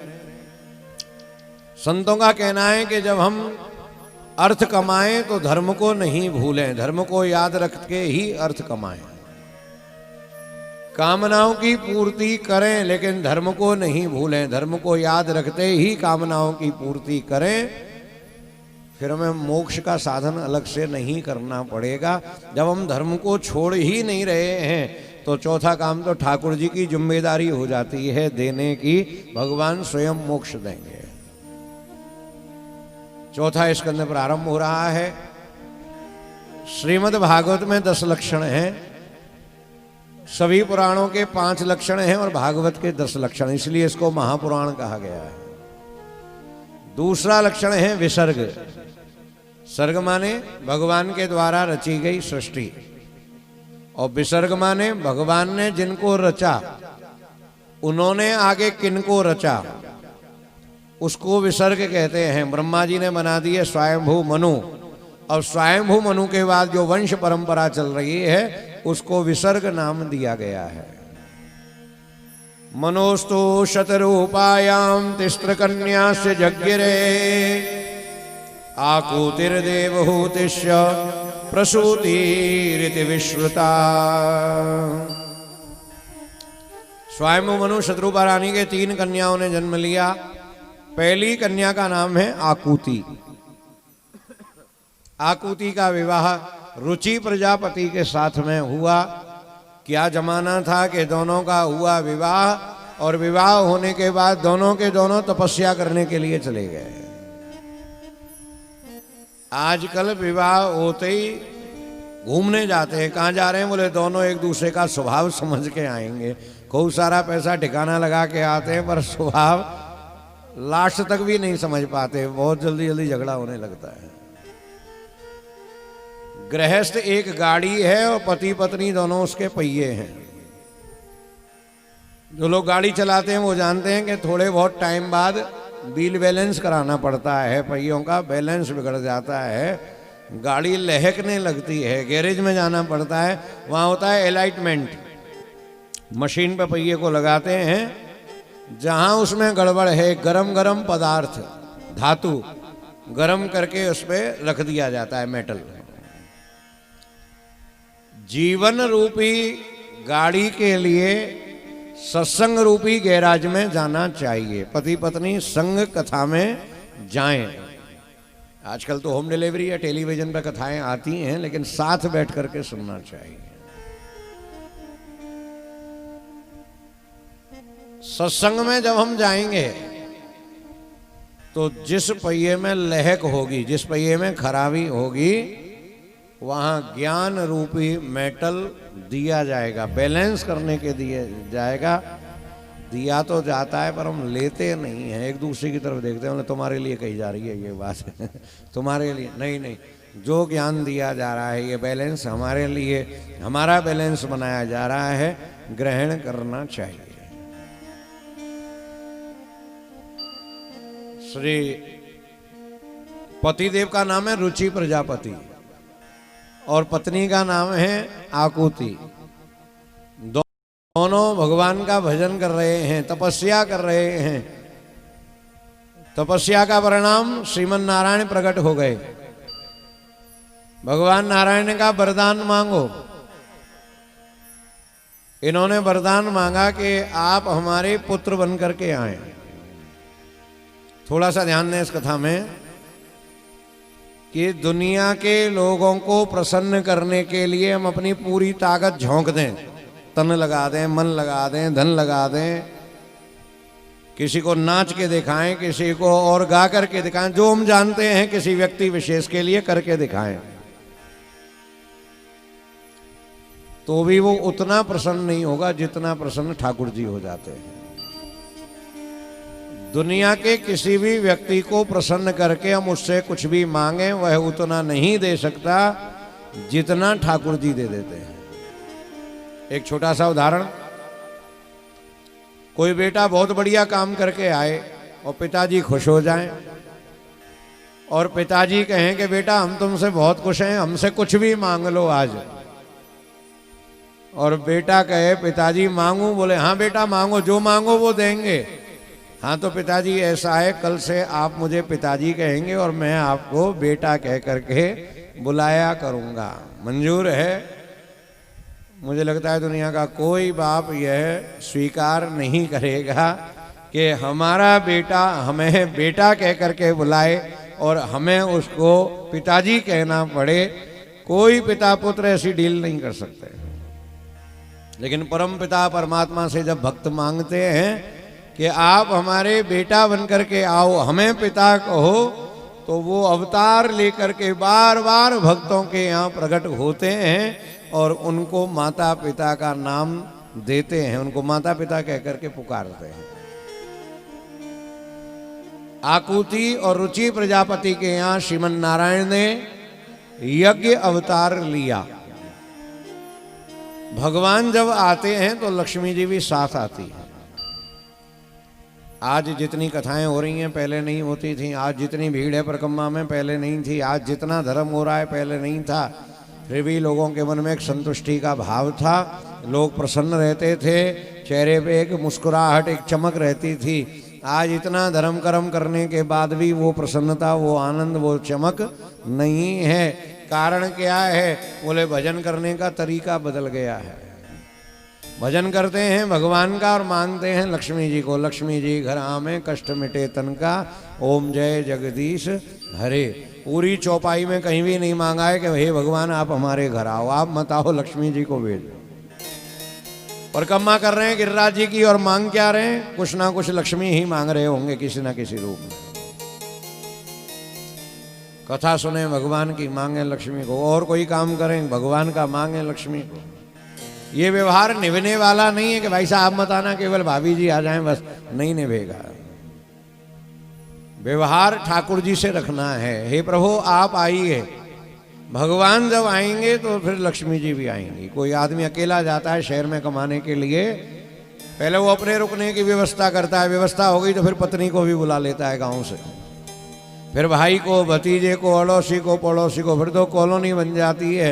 ये गुजरातियों की कॉलोनी है, ये पंजाबी की है, ये बंगालियों की है। बड़े नगरों में ऐसी कॉलोनियां होती हैं। हम चाहे जप करें, चाहे तप, चाहे कथा सुने, चाहे कीर्तन, चाहे परिक्रमा करें या आरती, केवल भगवान को मांगना चाहिए। तुमसे तुमको मांगते हैं, दीना देना हो तो दीजिए। भगवान को मांगना शुरू कर दें। जब ठाकुर जी आएंगे तो लक्ष्मी को भी आना पड़ेगा। रिद्धि सिद्धि कुबेर उबेर जितना भी इनका परकर है पूरा का पूरा बिना बुलाए चल कर के आएगा। वो लोग कृष्ण कन्हैया लाल की जय। हमारे वल्लभ संप्रदाय में ठाकुर जी के आगे झाड़ी रखी जाती है भर के। झाड़ी माने पानी का पात्र जिसमें जल भर के, और बहुत से लोग अपने घरों में गिलास रख देते हैं ठाकुर जी के आगे खुला हुआ, चाहे उसमें मच्छर गिर जाए, चाहे मक्खी, कुछ भी हो। महाराज हमने तो भर के रख दिया। तोता पाले ना, उससे भी सस्ते कर दिए गोपाल जी घरों में। तोते के पिंजरे में थोड़ी देर बाद देखते रहते हैं क्या चाहिए इसको क्या नहीं। गोपाल जी की तो सवेरे पूजा करी, शाम तक छुट्टी, देखना ही नहीं। लाल कपड़े से ढक करके रखा जाता है कि ये जो जल है ये यमुना जल है, और हमारी यमुना जी महारानी है। महारानी कहा जाता है यमुना जी को, और महारानी हमेशा लाल साड़ी से सुसज्जित रहती हैं। इसलिए उस जल के पात्र को, झाड़ी जी को लाल वस्त्र में लपेट करके ठाकुर जी के आगे पधराया जाता है। और यमुना जी की पूजा करते समय कहते हैं, मुरारी पद पंकज स्फुरद मंद रेणुत्कटाम। हे यमुना जी आप हमारा मन भगवान मुरारी के चरणों में लगाएं।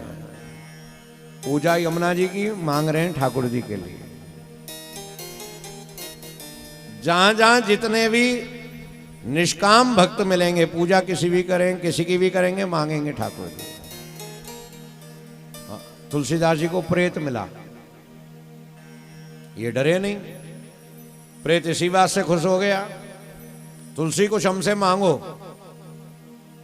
तुलसीदास जी ने कहा कि हमें आप हनुमान जी के दर्शन कराएं। प्रेत बोला कमाल करते हो, भूत पिशाच निकट नहीं आमे, और महावीर जब नाम सुना में, प्रेत तो उनके निकट ही नहीं आ सकता, और अब हमसे कह रहे हैं कि वहीं पहुंचा करके आओ। बोले गली बता दो, मकान नंबर बता दो, हम अपने आप चले जाएंगे, पर पहुंचा के तो आओ वहां तक।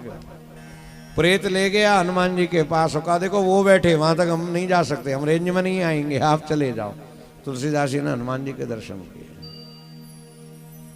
हनुमान जी ने कहा वरदान मांगो तुलसी, हमसे कुछ मांगो। महाराज राम जी के दर्शन करा दीजिए। प्रमोशन हो रहा है ना धीरे धीरे। हनुमान जी हमें मिल जाए तो हम नहीं कहेंगे राम जी, हम तो अपनी लिस्ट पकड़ा देंगे, पहले ऐसे पकड़ो महाराज, फिर बाद में बात करते हैं अगली मीटिंग। चित्रकूट के घाट पे भई संतन की भीड़, तुलसीदास चंदन घिसे तिलक देत रघुवीर। राम जी सामने से होकर के निकल गए, तुलसीदास जी पहचाने नहीं, तो तोता बन करके श्री हनुमान जी बोले महाराज ये जो चंदन तिलक लगा रहे हैं ना आपके सामने, यही राम जी हैं। नरसिंह मेहता के लिए श्री शंकर भगवान और पार्वती जी का दर्शन हुआ। कहा वरदान मांगो। महाराज हमें द्वारकाधीश के दर्शन करा दीजिए, हमें अपने सांवरिया सेठ के दर्शन करा दीजिए। कैसी रिकमेंडेशन है शंकर भगवान कहें महाराज दर्शन दो और भगवान दर्शन ना दें, ऐसा कभी होगा? नहीं होगा। ये कथा क्यों सुन रहे हैं? इसीलिए कि परिक्रमा करें और जितने देवी देवताओं के मंदिर आए, सबसे एक ही बात मांगनी है कि हमारा मन हमारे बाल कृष्ण प्रभु के चरणों में लगा रहे, हमें उनसे आनंद आए, उनका एहसास हर समय हमारी रूह में बना रहे, ऐसा मांगना चाहिए। यही चौथे स्कंद की पहली शिक्षा है कि कर्म करें कुछ भी, लेकिन परिणाम में हमें ठाकुर जी को मांगना चाहिए। वरदान मांगा है आकुति और रुचि प्रजापति ने कि आप हमारे पुत्र बनकर के आए। भगवान यज्ञ रूप में प्रकट हुए। बोलो यज्ञ नारायण भगवान की जय। यज्ञ की पत्नी का नाम है दक्षिणा। लक्ष्मी जी दक्षिणा बनकर के आई हैं। बिना दक्षिणा के यज्ञ पूरा नहीं होता। लेकिन कितनी दक्षिणा देनी चाहिए, ऐसा कहीं भी कोई बात कहीं प्रसंग में नहीं आती। हाँ, एक बात जरूर है, भागवत के 7वें स्कंद में 2 प्रकार की दक्षिणा होती है, मृत और अमृत। मांग करके ली जाए, जबरदस्ती ली जाए, वो है मृत, मरी हुई। और जो प्रसन्न मुद्रा में देने वाला दे और लेने वाला भी प्रसन्न होकर के ले, उसको अमृतमयी दक्षिणा कहा गया है। एक राक्षस है, उसका नाम है मय दानव। सोने की लंका उसी ने ही बनाई, और बनाई थी भगवान भोलेनाथ के लिए। बोले महाराज बहुत दिन हो गए आपको यहाँ ठंड में रहते रहते कैलाश पर, मेरी इच्छा है कि आप त्रिकूट पर्वत पर लंका में विराजें। पहले इसका नाम लंका नहीं था, पहले केवल भगवान शंकर के लिए बनाया हुआ भवन था। भगवान भोलेनाथ पार्वती जी को लेकर के आए, नादिया पे बैठ करके सारे लंका में घूम करके आए। सोने का नगर पूरा। शंकर जी को बहुत अच्छा लगा, बोले हम यहीं रहेंगे, लेकिन ऐसे नहीं रहेंगे। विधि विधान से गृह प्रवेश का मुहूर्त निकलेगा, वास्तु की पूजा होगी, सारे अपने इष्ट मित्र परकर प्रेमियों को बुलाएंगे, बहुत बढ़िया दावत होगी, फंक्शन होगा, उसके बाद हम यहाँ रहना प्रारंभ करेंगे। पूजा कौन कराएगा, मुहूर्त कौन निकालेगा? बोले चेला है हमारा रावण, बड़ा विद्वान है। रावण को बुलाया, क्या क्या है गुरुदेव? बोले मुहूर्त निकालो गृह प्रवेश का। रावण ने मुहूर्त निकाल दिया। भोलेनाथ ने कहा हमारी आज्ञा है कि गृह प्रवेश का पूजन भी आप ही कराएंगे। जो आज्ञा गुरुदेव। रावण बड़ा विद्वान है, इतना विद्वान के धनुष यज्ञ में राम जी का हाथ देख करके अपने मृत्यु की रेखा उनके हाथ में देख ली। रावण ने पूजन कराया विधि विधान से। रावण के द्वारा कराए गए कर्मकांड से भोलेनाथ इतने प्रसन्न हो गए कि जब पूजन समाप्त हुआ तो बोले रावण जो चाहो वो दक्षिणा मांग लो, हम तुमसे बहुत प्रसन्न हैं, जो दक्षिणा मांगोगे वो दे देंगे। वारे रावण। बोले भोलेनाथ जिस घर में आप प्रवेश करने जा रहे हैं यही घर मुझे दक्षिणा में दे दीजिए। शंकर जी तो अविदर दानी है, जो देने में देर नहीं लगाए। अविदर तुरंत कहा तथास्तु। अच्छा हुआ रावण तुमने घुसने से पहले ही मांग लिया, 2-4 दिन रह लेते, फिर तुम खाली करवाते तो मूवर्स और पैकर्स को बुलाना पड़ता, बड़ी दिक्कत होती। तुमने गृह प्रवेश करने से पहले ही मांग लिया, अच्छा किया।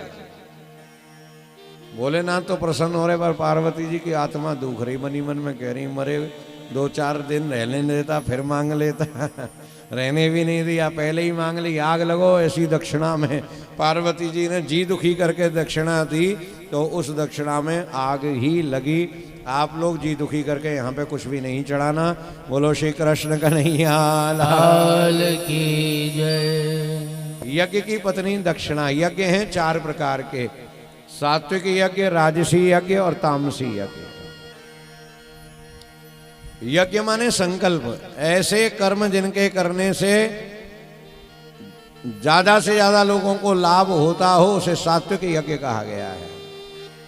स्कूल बनवाना, अस्पताल बनवाना, रैन बसेरा बनवाना, वाचनालय पुस्तकालय विद्यालय बनवाना, धर्मशाला बनवाना, कुआं खुदवाना, प्याऊ लगाना, लगाए एक लाभ अनेक को हो। कथा कराना भी सात्विक यज्ञ है।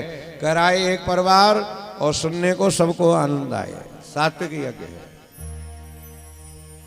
राजसी यज्ञ जिसमें केवल अपनी वृद्धि करी जाए, राजसूय यज्ञ। अश्वमेध यज्ञ अपना बल अपना धन बढ़ाने के लिए जो यज्ञ किया जाए, राजसूय यज्ञ। तीसरा यज्ञ तामसी यज्ञ, लोगों को परेशान करने के लिए किया जाए। और केवल श्री ठाकुर जी में प्रेम बढ़ाने के लिए जो किया जाए उसे निर्गुण यज्ञ कहते हैं। हम परिक्रमा लगाते हैं बाबा के साथ, अब तो अकेले ही लगाते हैं। तो परिक्रमा जहां पूरी होती है वहां गिरिराज जी को प्रणाम करते हैं। और जब प्रणाम करते तो हमने पूछा एक दिन अपने गुरुदेव से कि क्या मांगना चाहिए। जब हम प्रणाम करें तो गिरिराज बाबा से क्या मांगना चाहिए। तो बहुत बढ़िया जवाब दिया, बोले अगली परिक्रमा के लिए जल्दी बुलाना, यही मांगना चाहिए। ये नहीं मांगे स्कूल में पास करा देना, कि वहां से लोन मिला देना, कि वहां से ये करा, नहीं नहीं, ये तो सब काम अपने आप होने लगेंगे। तुम यहाँ तो आते रहो, वहां तो सब काम होने लगेगा। कथा में चलो, बोले इंटरेस्ट नहीं आता। परिक्रमा करने चलो, बोले इंटरेस्ट नहीं आता। इंटरेस्ट वहाँ होता है जहाँ इन्वेस्टमेंट किया हो, जहाँ कैपिटल लगी हो। कैपिटल होगी तभी तो इंटरेस्ट आएगा। थोड़ा अपने आप को लगाना चाहिए ठाकुर जी में, इंटरेस्ट अपने आप आने लगेगा। निर्गुण यज्ञ करने चाहिए या सतोगुणी यज्ञ करने चाहिए। यज्ञ करने वालों से भगवान हमेशा प्रसन्न रहते हैं। यज्ञ करने वालों की भगवान सहायता करते हैं। पर्जन्यो भगवान इंद्रो मेघा तस्यात्म मूर्तय।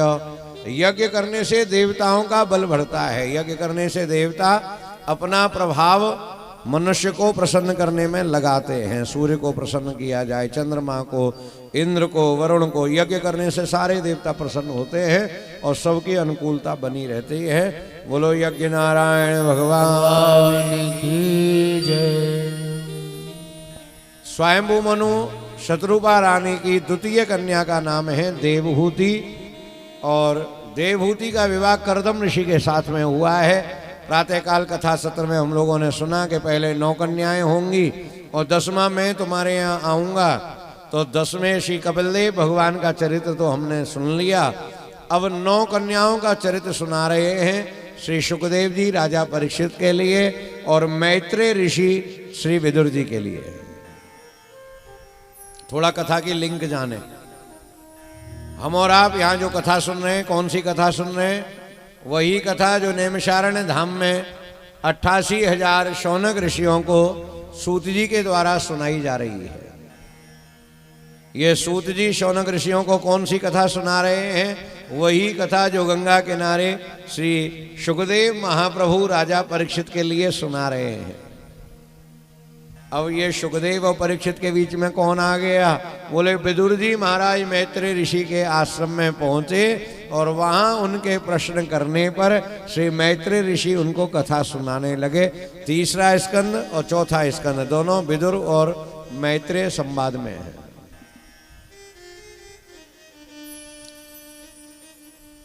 देवहूति और करदम के 9 कन्याओं ने जन्म लिया। माँ का नाम क्या है? देवहूति, जो हमेशा अपने इष्ट देव को प्रसन्न करने में ही लगी हुई हैं। करदम जो हमेशा तपस्या में लगे हुए हैं, जो इंद्रियों का दमन करता रहे उसको करदम कहा गया है। जो अपने इंद्रियों को वश में कर ले उसको करदम कहा गया है। श्री कृष्ण कन्हैया के माता पिता का नाम वसुदेव, देवकी। दोनों के नामों में एक शब्द कॉमन है, देव। वहां पे बाद में देव है वसुदेव, वहां पहले देव है देवकी। जिन्होंने अपने अंतःकरण में अपने इष्ट देव को बसा लिया है वो हैं वसुदेव। और जो हर प्रकार से अपने देव की सेवा में समर्पित हैं वो हैं देवकी। किसकी? उसकी, इसकी, ऐसे देव की, वो देव की ही हैं, देव की। देवहूति करदम के यहाँ जो 9 कन्याएं हैं उनमें सबसे पहली कन्या का नाम है अरुंधति। अरुंधति का विवाह वशिष्ठ जी के साथ में हुआ है और हमारे भारत की सबसे पहली पढ़ी लिखी विदुषी योग्य महिला है अरुंधति जी। थोड़ा सा सनातन इतिहास याद रखना चाहिए। कोई पूछे सबसे पहली हवाई यात्रा करने वाली महिला का नाम बताओ, बताएंगे आप लोग? महिलाएं बताएं, कोई भी बताएं जिन्होंने सबसे पहले हवाई यात्रा करी या विदेश यात्रा करी। सबसे पहले विदेश जाने वाली महिला का नाम बताएं। सीता जी, धन्यवाद। ये व्हाट्सएप से नॉलेज बढ़ी है। जब तक सीता जी लंका नहीं गई तब तक लंका का नाम लंका था। जब से सीता जी विराजी तब से श्रीलंका हुआ। श्री माने लक्ष्मी, श्री माने सीता, सीता जी वहां विराज के आई हैं। इसलिए पूरे विश्व में एक ही देश है जिसके नाम के आगे श्री लगी हुई है, अरुंधति। अरुंधति जी की बहुत सारी कथाएं हैं। ऋषियों ने, सप्त ऋषियों का एक मंडल बनाया कि कैसा भी धार्मिक कोई विवाद होगा, कोई जिज्ञासा होगी, कोई प्रश्न होगा, उसका समाधान सप्तऋषि कर देंगे और जो समाधान सप्तऋषि करेंगे वही सबको मान्य होगा। वशिष्ठ जी महाराज आयु में इन सब में बड़े हैं, तो वशिष्ठ जी महाराज को प्रथम स्थान दिया गया और वारे योग्यता का परिणाम। किसी को आसन दिया जाता है, कोई योग्यता के बल पर आसन को ग्रहण कर लेता है। अरुंधति जी इतनी योग्य हैं कि बहुत सारे समाधान सप्तऋषि नहीं कर पाते थे। ऐसी शंकाओं का समाधान अरुंधति जी करती थी और उनको आसन श्री वशिष्ठ जी के साथ में दिया जाता था। रात में देखा जाए 12 बजे करीब सप्तऋषि निकल आते हैं, तारे निकल आते हैं। 4 तारे तो पलंग के 4 पाए की तरफ है और 3 उनके पूंछ की तरफ है। 7 तारे दिखाई देते हैं अलग। आखिरी जो तारा है वो वशिष्ठ है और उनके बराबर एक ब्लू कलर का तारा चमकता है, वो अरुंधति जी हैं जो अपने ज्ञान के कारण चमक रही हैं। धनवान व्यक्ति को हर जगह सम्मान मिले यह आवश्यक नहीं है, लेकिन ज्ञानवान व्यक्ति को हर जगह सम्मान मिलता है। धनवान यात्रा करने के लिए निकले, हर जगह नहीं जा सकता, लेकिन ज्ञानवान व्यक्ति हर जगह जा सकता है। धनवान व्यक्ति संसार के सारे सुख नहीं पा सकता, लेकिन ज्ञानवान व्यक्ति संसार के बहुत सारे सुख पा सकता है। जहां जिसके पास ज्ञान है वह और लोगों का भी कल्याण कर सकता है, अपना भी और दूसरे का भी कर सकता है। अरुंधति जी को हम किस लिए याद कर रहे हैं, किस लिए उनकी कथा सुन रहे हैं? उनके स्वभाव के कारण। अरुंधति का स्वभाव है आ माने नहीं, रुंधति माने रोती। जो कभी भी नहीं रोती उसका नाम है अरुंधति।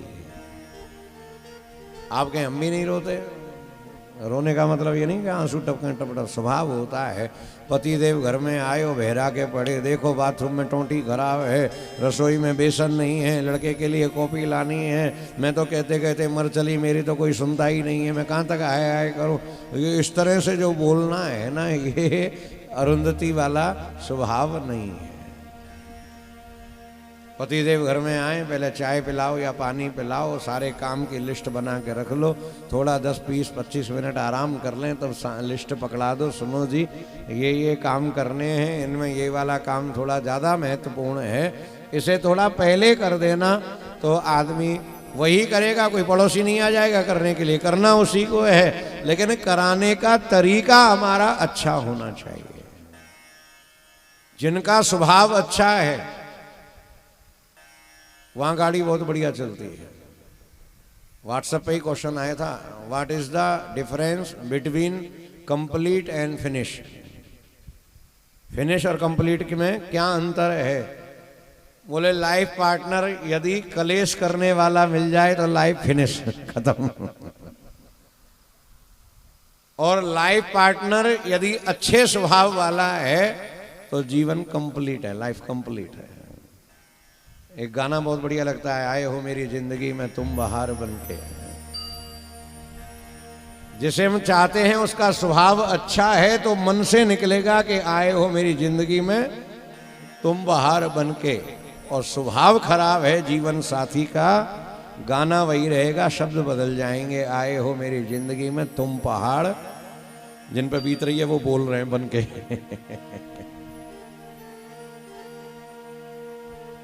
हमें अपना स्वभाव बदलना चाहिए, दूसरे का स्वभाव बदलने का प्रयास नहीं करें। टेलीविजन पे कथा में सुना श्री मुरारी बापू जी से, हर व्यक्ति चाहता है कि मैं जहां जाऊं सब मेरी बढ़ाई करे, सब मेरे को अच्छा कहें, मेरे ऑफिस में, मेरे घर में, मेरे पियर में, मेरे ससुराल में, मेरे घर, मेरे यहाँ, मेरे वहां, सब जने मुझे अच्छा अच्छा कहें। क्यों ना ये काम खुद से शुरू किया जाए कि हम सबको अच्छा कहना शुरू कर दें। जब हम सबको अच्छा कहना प्रारंभ कर देंगे, 10 लोग ऐसा नियम ले लें तो 100 लोगों पे प्रभाव पड़ेगा, 100 लोग नियम ले लें 1000 लोगों पे प्रभाव पड़ेगा, 1000 लोग नियम ले लें और ज्यादा लोगों पे प्रभाव पड़ेगा। जब सबको अच्छा कहेंगे तो फिर झगड़ा, झंझट, जलन, कुड़न, ईर्ष्या, द्वेष, कपट, पाखंड, इनके लिए कहीं जगह मिलेगी नहीं। अपने आप सारा समझ, अच्छी समझ से अच्छा समाज बनता है, और अच्छी समझ कथा में जाने से मिलती है, स्कूल में नहीं मिलती है। कथा में जाएं तो कोई ना कोई समझदारी की बात अपनी समझ में बिठा करके जरूर लाना चाहिए। रोना नहीं चाहिए। बड़ी सी बड़ी समस्या आ जाए, हंसते रहो। कुछ लोग कह रहे हैं मन में कि तुम्हारा जिस पे बीत है वो ही जाने, तुम तो बात बना रहे हो ऊपर बैठकर। जैसे जूडो कराटे होते हैं, ऐसे होता है कुंग फू, और ऐसा ही होता है ताइक्वांडो। हम सीखने जाते थे तो हमको सिखाया जाता था छल, कि जब कोई हमें जोर से घूंसा मारे, भले ही वो पूरी ताकत लगा दे अपनी, और तुम्हारी भले ही एक आध हड्डी टूट गई हो तो भी रोना नहीं है, हंसना है बड़ी जोर से। जितनी ताकत लगा के वो मारे उतना जोर से तुम हंसो। बहुत कठिन काम है, लेकिन क्यों हंसो? तब हमारा टीचर सिखाता था कि इतना बड़ा घूंसा खा करके भी तुम हंसोगे तो सामने वाला तो आधा हो जाएगा। बोले मैंने तो अपनी पूरी ताकत लगा दी और ये अभी भी हंस रहा है, ये मारेगा तो मेरी क्या हालत करेगा, बिगाड़ के रख देगा। तो वो व्यक्ति मन से ही टूट जाएगा, मारने से पहले मर जाएगा। रावण को हनुमान जी का बड़ा क्रेज है। रावण जब युद्ध के मैदान में आया, बार बार खोज रहा है कि हनुमान जी से भेंटा होना चाहिए। मारा बाण कस के विभीषण, राम जी सामने आ गए, और मारा बाण राम जी के बेहोश करने के लिए तो हनुमान जी सामने आ गए। और जब हनुमान जी सामने आ गए तो रावण बड़ा खुश, बोले तुम्हारी तो तलाश थी मुझे, जब से आग लगा के आए हो तब से खोज रहा हूं, आज सामने मिले। हनुमान जी बोले शत्रु को मिलकर के दुखी होना चाहिए, तुम खुश हो रहे हो रावण, क्यों? बोले पता नहीं महाराज आप में क्या जादू है। हनुमान जी महाराज कि आपको देख करके मुझे कुछ अट्रैक्शन होता है आपके प्रति। हनुमान जी ने कहा किस बात का अट्रैक्शन? बोले मैंने दुनिया में युद्ध किया, दुनिया को जीता, लेकिन आपके बराबर बलवान नहीं देखा कोई। हनुमान जी ने कहा धन्यवाद। रावण बोला धन्यवाद से काम नहीं चलेगा, तो एक प्रतियोगिता करनी है आपके साथ। कैसी प्रतियोगिता? एक घूसा मैं आप में मारूंगा और एक घूसा आप मेरे में मारे, देखते हैं कौन किसका क्या बिगाड़ पाता है। जो बलवान होगा वो दूसरे का ज्यादा बिगाड़ेगा। चलो चलो रावण तुम मारो। रावण ने दोनों हाथ जोड़ के बना करके घूंसा हनुमान जी की पीठ में दिया तो हनुमान जी थोड़े से हिल गए, गिरे नहीं, हिल गए थोड़े से। अब रावण ने कहा कि हनुमान जी आप मारिए। हनुमान जी ने मारा घूसा तो रावण को बेहोशी आ गई, गिरा, चक्कर खाया, गिरा, बेहोश हो गया। और जब होश में आया तब हनुमान जी से कहने लगा बहुत बढ़िया, आप में बहुत बल है। हनुमान जी बोले नहीं, धिग धिग धिग पौरुष बल मोही। सुंदरकांड का ही प्रसंग नहीं, लंका कांड का प्रसंग है। बोले धिक्कार है, धिक्कार है, धिक्कार है। रावण मन मन में कह रहा कि बेहोश तो कर दिया, अब काहे पे धिक्कार कर रहे हैं, क्या मार के ही माने? महाराज काय बात पे धिक्कार है? हनुमान जी ने कहा तेरे को धिक्कार नहीं, मेरे को धिक्कार है। आपको काय बात का धिक्कार है? बोले मेरा घूसा खा करके तू जिंदा रह गया, इस बात के लिए मुझे धिक्कार है।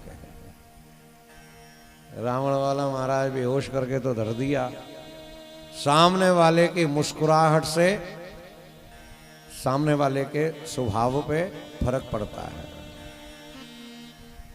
यदि हम पे किसी ने प्रहार किया तो भी हम मुस्कुरा रहे हैं तो सामने वाला घबराएगा, बोले इतनी तो ताकत लगा दी फिर भी मुस्कुरा रहा है।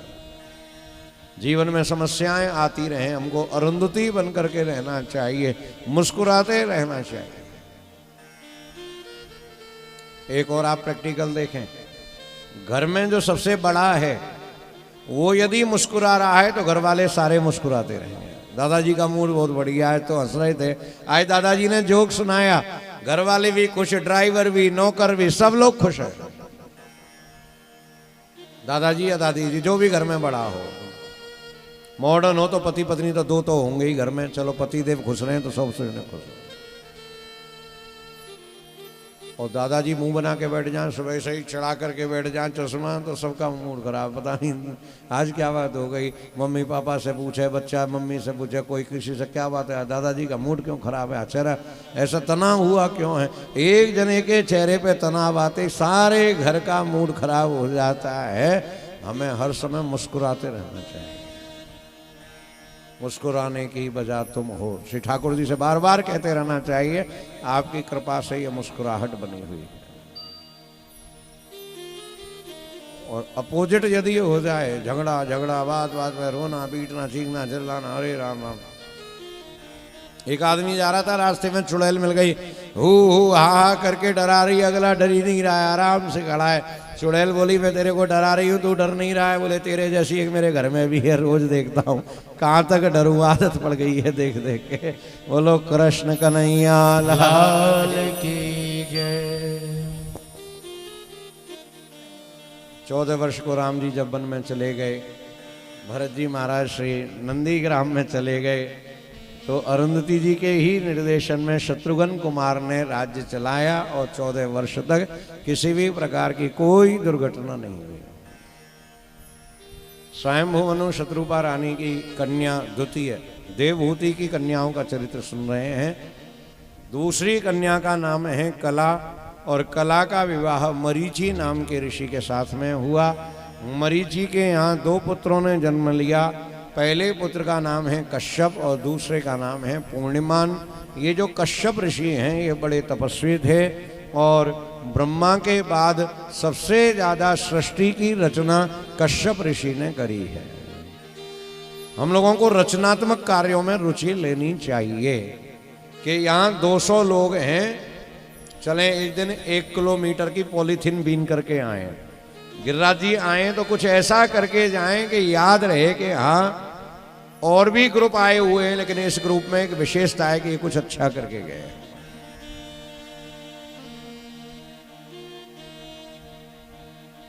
कश्यप ऋषि जो थे वो पलक नहीं झपकते थे।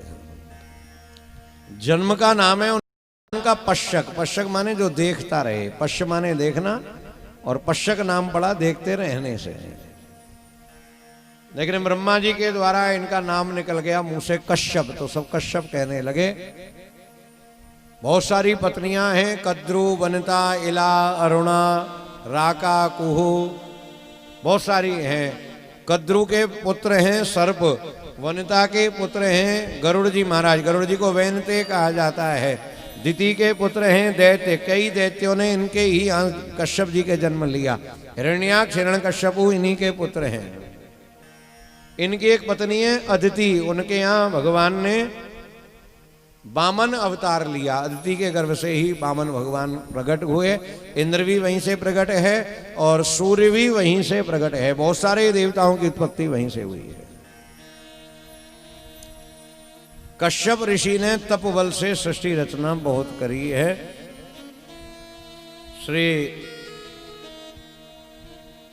करदम और देवहूति की अगली कन्या का नाम है गति। गति का विवाह पुलह नाम के ऋषि के साथ में हुआ। अगली कन्या का नाम है ख्याति। ख्याति का विवाह भृगु नाम के ऋषि के साथ में हुआ। महाराज भृगु ज्योतिष के परम आचार्य हैं। एक व्यक्ति की जन्म कुंडली से उसके पिछले जन्म का और आने वाले जन्म के बारे में बता देते हैं। भृगु के यहाँ च्यवन नाम के ऋषि ने जन्म लिया। च्यवन ऋषि वैद्य थे, आयुर्वेद के बहुत अच्छे जानकार। जिस औषधि को हम च्यवनप्राश के नाम से जानते हैं, इसका आविष्कार महर्षि च्यवन ने ही किया था। देवहूति करदम की अगली कन्या का नाम है हविर्भू, और हविर्भू का विवाह पुलस्त नाम के ऋषि के साथ में हुआ। बड़ी पावन कथाएं हैं। पुलस्त ऋषि के दो पुत्र हैं, विश्रवा और अगस्त जी महाराज। और विश्रवा का पुत्र है रावण। नारायण के ब्रह्मा, ब्रह्मा के पुलस्त, और पुलस्त के विश्रवा, विश्रवा के रावण। पांचवी पीढ़ी में रावण भगवान का ही वंशज है, लेकिन गति और मति सब अलग है। आगे जाकर के परिवर्तन होना ही है। जितना हो सके हमें धर्म की स्थापना के उपाय करने चाहिए कि जो पीढ़ी हमको दिखाई दे रही है, अपना बेटा, अपना पोता, और भगवान की कृपा से पड़पोता भी यदि दिख रहा है, तो उसके अंदर हम भगवदीय संस्कार डालें, ऐसा प्रयास करना चाहिए। हविर्भू का विवाह पुलस्त ऋषि के साथ में हुआ, और पुलस्त ऋषि के पुत्र हैं अगस्त जी महाराज और विश्रवा नाम के ऋषि। अगस्त जी जो हैं वो बड़े तपस्वी हैं, भगवान शंकर के शिष्य हैं, और हमारे सनातन इतिहास में इनको अस्त्र शस्त्र निर्माण करने के लिए जाना जाता है। सबसे ज्यादा शस्त्रों का निर्माण किसने किया? भगवान भोलेनाथ ने। आप बहुत सारी कथाएं सुनेंगे कि शंकर जी से वरदान मांगा और शंकर जी ने झट से जो हथियार मांगा वो वरदान में दे दिया। संहार के देवता है ना, इसलिए हथियार सप्लाई करते हैं कि लड़ेंगे, मरेंगे, अपने आप सिलटेंगे, मेरा काम हल्का होगा। हनुमान जी महाराज ने लंका में आग लगाई। आग लगाने से पहले जो राक्षस लड़ने आए, किसी के तो भूसा मार के नाक मुंह तोड़ दिया, किसी को जान से मार दिया, और कुछ जो मारे उनको बालू खोद के नीचे गाड़ दिया। कछु मार इस कछु मर्दे से। तो जब लौट के चले लंका से तो बहुत जोर से दहाड़ मारी हनुमान जी ने। अट्टहास कर गरजा पाना, इतनी जोर से गरजे कि जो गर्भवती राक्षसियां थी उनके गर्भ गिर गए, प्रसव गिर गया। लौट के जब आए तो कहीं विदेश होके कोई आए तो पूछते ना वहाँ कैसा था, ठंड थी, गर्मी थी, क्या था। राम जी ने पूछा, हनुमान एक बार बताओ, हमने सुना तुमने वहाँ पे किसी कई अधमरे करे, पूरे नहीं मारे, क्यों? हनुमान जी ने कहा सबको मार देता तो खबर कौन देता रावण को जाकर के आवा कभी भारी जय अशोक वाटिका उजारी नाथ एक कभी आवा भारी।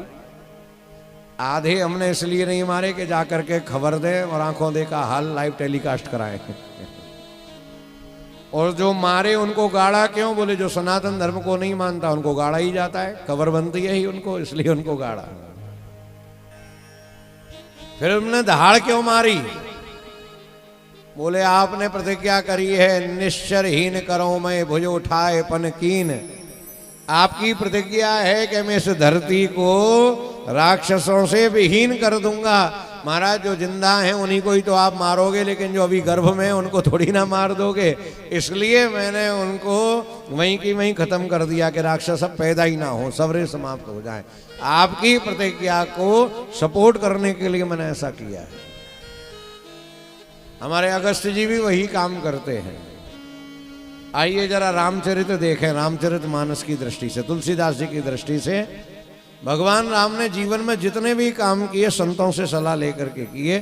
जब वन में गए, पहला काम शादी से पहले का विश्वामित्र जी की आज्ञा से सारे काम, और विवाह के बाद जब वन में गए तो पहली भेंट हुई है श्री भरद्वाज ऋषि से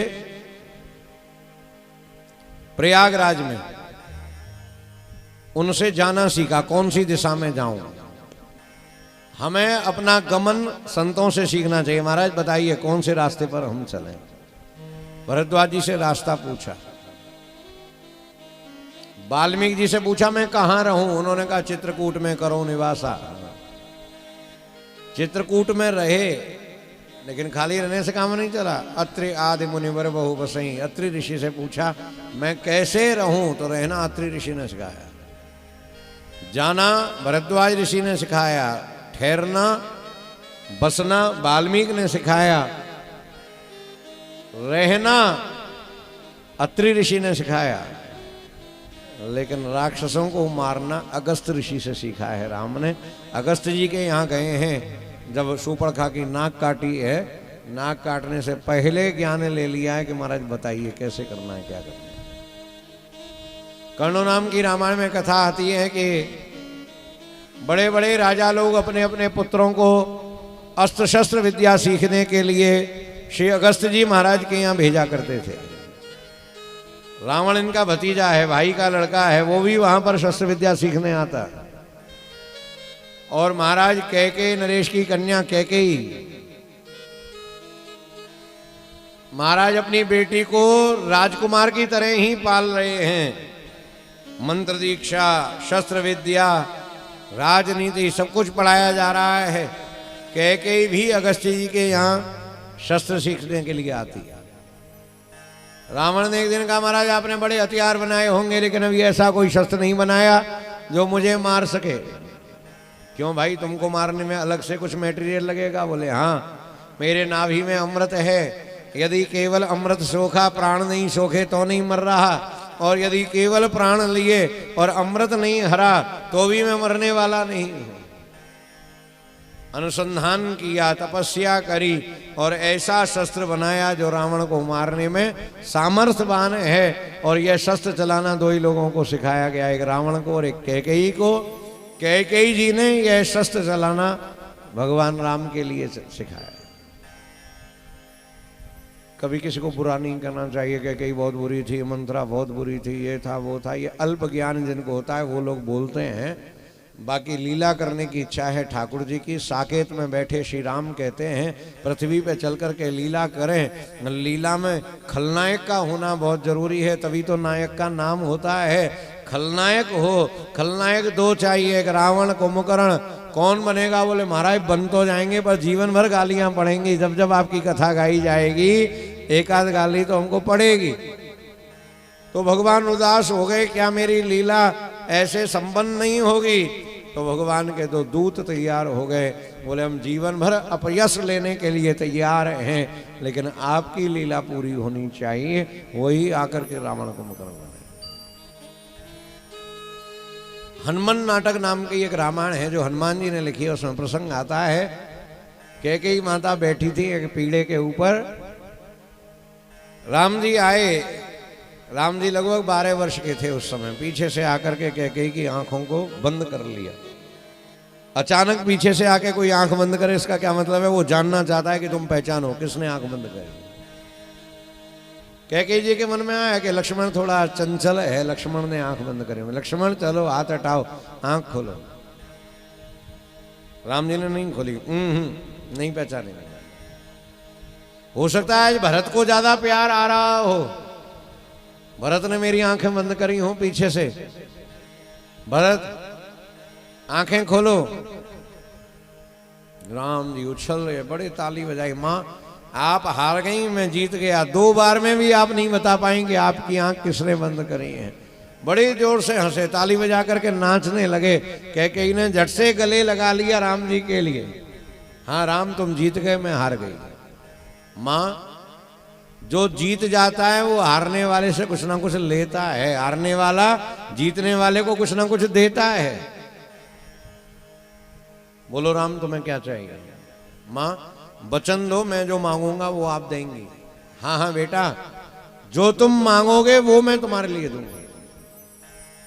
मां जब हमारा विवाह हो जाए ना 14 वर्ष के लिए, हमको आप वन में भिजवा देना। वरदान है ना आपके पास पिताजी के, उधार मांग लेना, हमें भेज। ये क्या मांग लिया राम तुमने? मां वन में जाना बहुत जरूरी है।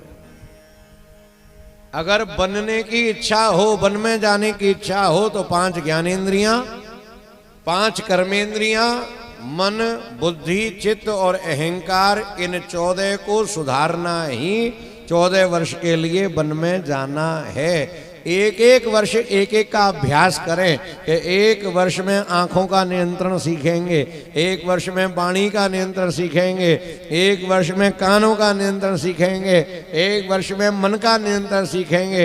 हर व्यक्ति को ये 14 वर्ष का कोर्स करना चाहिए, वन में जाना चाहिए, बनना चाहिए। माँ ना तो कौशल्या माँ इतनी प्रगाढ़ हैं जो हमें वन में भेज देना, सुमित्रा आप में इतनी दमदार हैं, इतनी तपस्वी हैं कि आप हमारा भला करने के लिए अपयश लेने को भी तैयार हो जाएंगी। ये मैं तुमसे मांगता हूं। लीलाओं को संपन्न कराने के लिए बड़े बड़े तपस्वियों ने इस लीला में भाग लिया है। राम जी ने लक्ष्मण जी से एक दिन पूछा एकांत में, लक्ष्मण बड़े तेज हो, बड़े चंचल हो, हल्ला मच गया वहां पर जनकपुर में, छोट कुमार खोट बड़ भारी। परशुराम जी ने तो उपमा ही बड़ी अटपटी दे दी।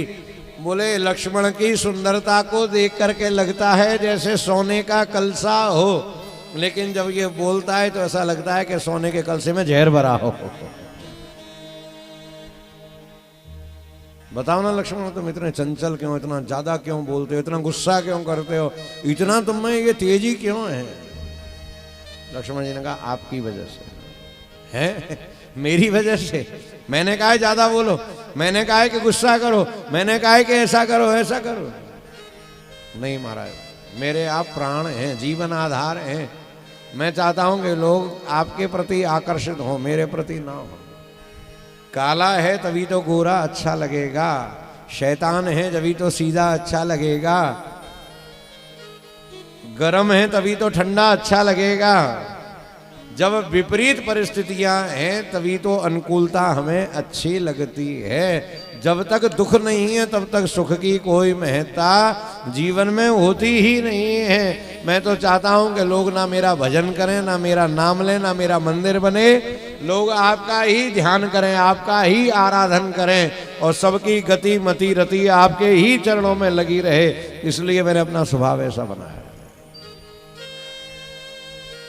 बहुत से संत अपना प्रयास, अपना प्रभाव, अपना विज्ञापन, और बहुत से संत ठाकुर जी की तरफ लाना, ठाकुर जी का विज्ञापन, ठाकुर जी को सजाना, लोगों के घर घर में ठाकुर जी पधराना और ठाकुर जी की सेवा करना सिखाना।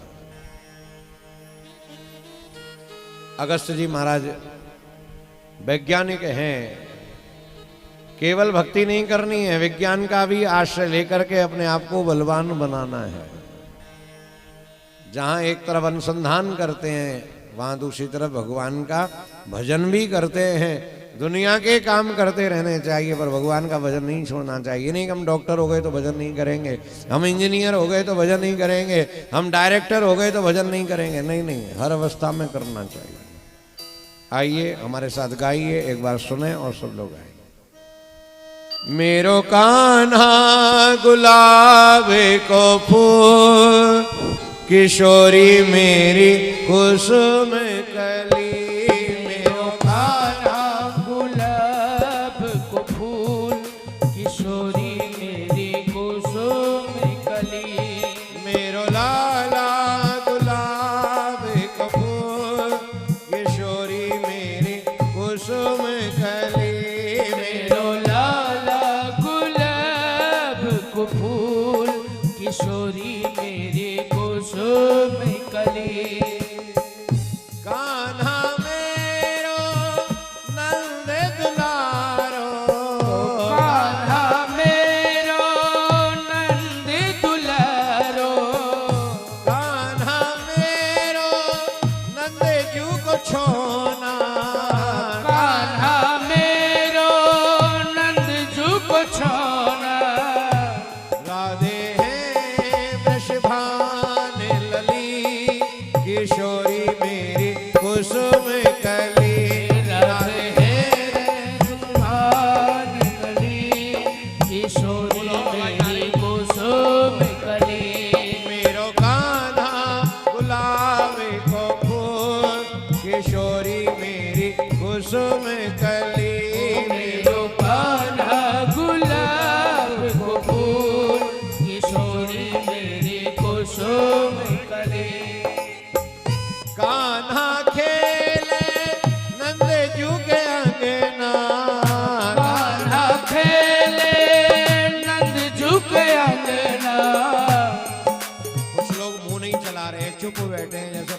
जाओ कि बोलना नहीं। सब लोग बोले अच्छा लगेगा, बोलेंगे तो। भगवान गैया चरा रहे थे और कोई पेड़ों के पीछे छुपा था। मधुमंगल ने आकर के कहा कन्हैया कोई है पेड़ के पीछे खड़ा है। भगवान ने कहा पता करो कौन। आप कौन साहब? मैं पाप हूं, पाप है। पीछे क्यों छुपे हो? आगे आओ ना। बोले आगे तो आ ही नहीं सकता, भगवान के सामने आ गया तो नष्ट हो जाऊंगा। फिर यहाँ क्यों आए? पेड़ के पीछे क्यों आए?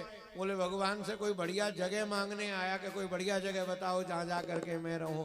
भगवान ने कहा जो कथा में कीर्तन में ना बोले उनके मुंह में जाकर के बैठ जाओ। तो जिनके मुंह में पाप है वो नहीं बोलेंगे और जिन्होंने थोड़ा सा भी एनर्जी भगवान ने दी है वो जरूर बोलें।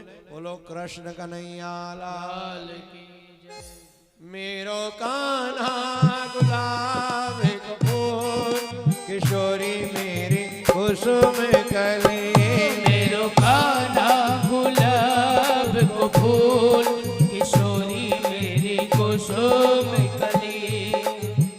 कान्हा खेले नंदजू के अंगना, कान्हा खेले नंदजू के अंगना। राधे खेले रंगीली गली, किशोरी मेरी कुसुम कली। राधे खेले रंगीली गली, किशोरी मेरी कुसुम कली। मेरो कान्हा गुलाब को फूल, किशोरी मेरी कुसुम कली। मेरो कान्हा गुलाब को फूल, किशोरी मेरी कुसुम कली। कान्हा को भावे माखन लोना, कान्हा को भावे माखन लोना। कान्हा को भावे माखन लोना।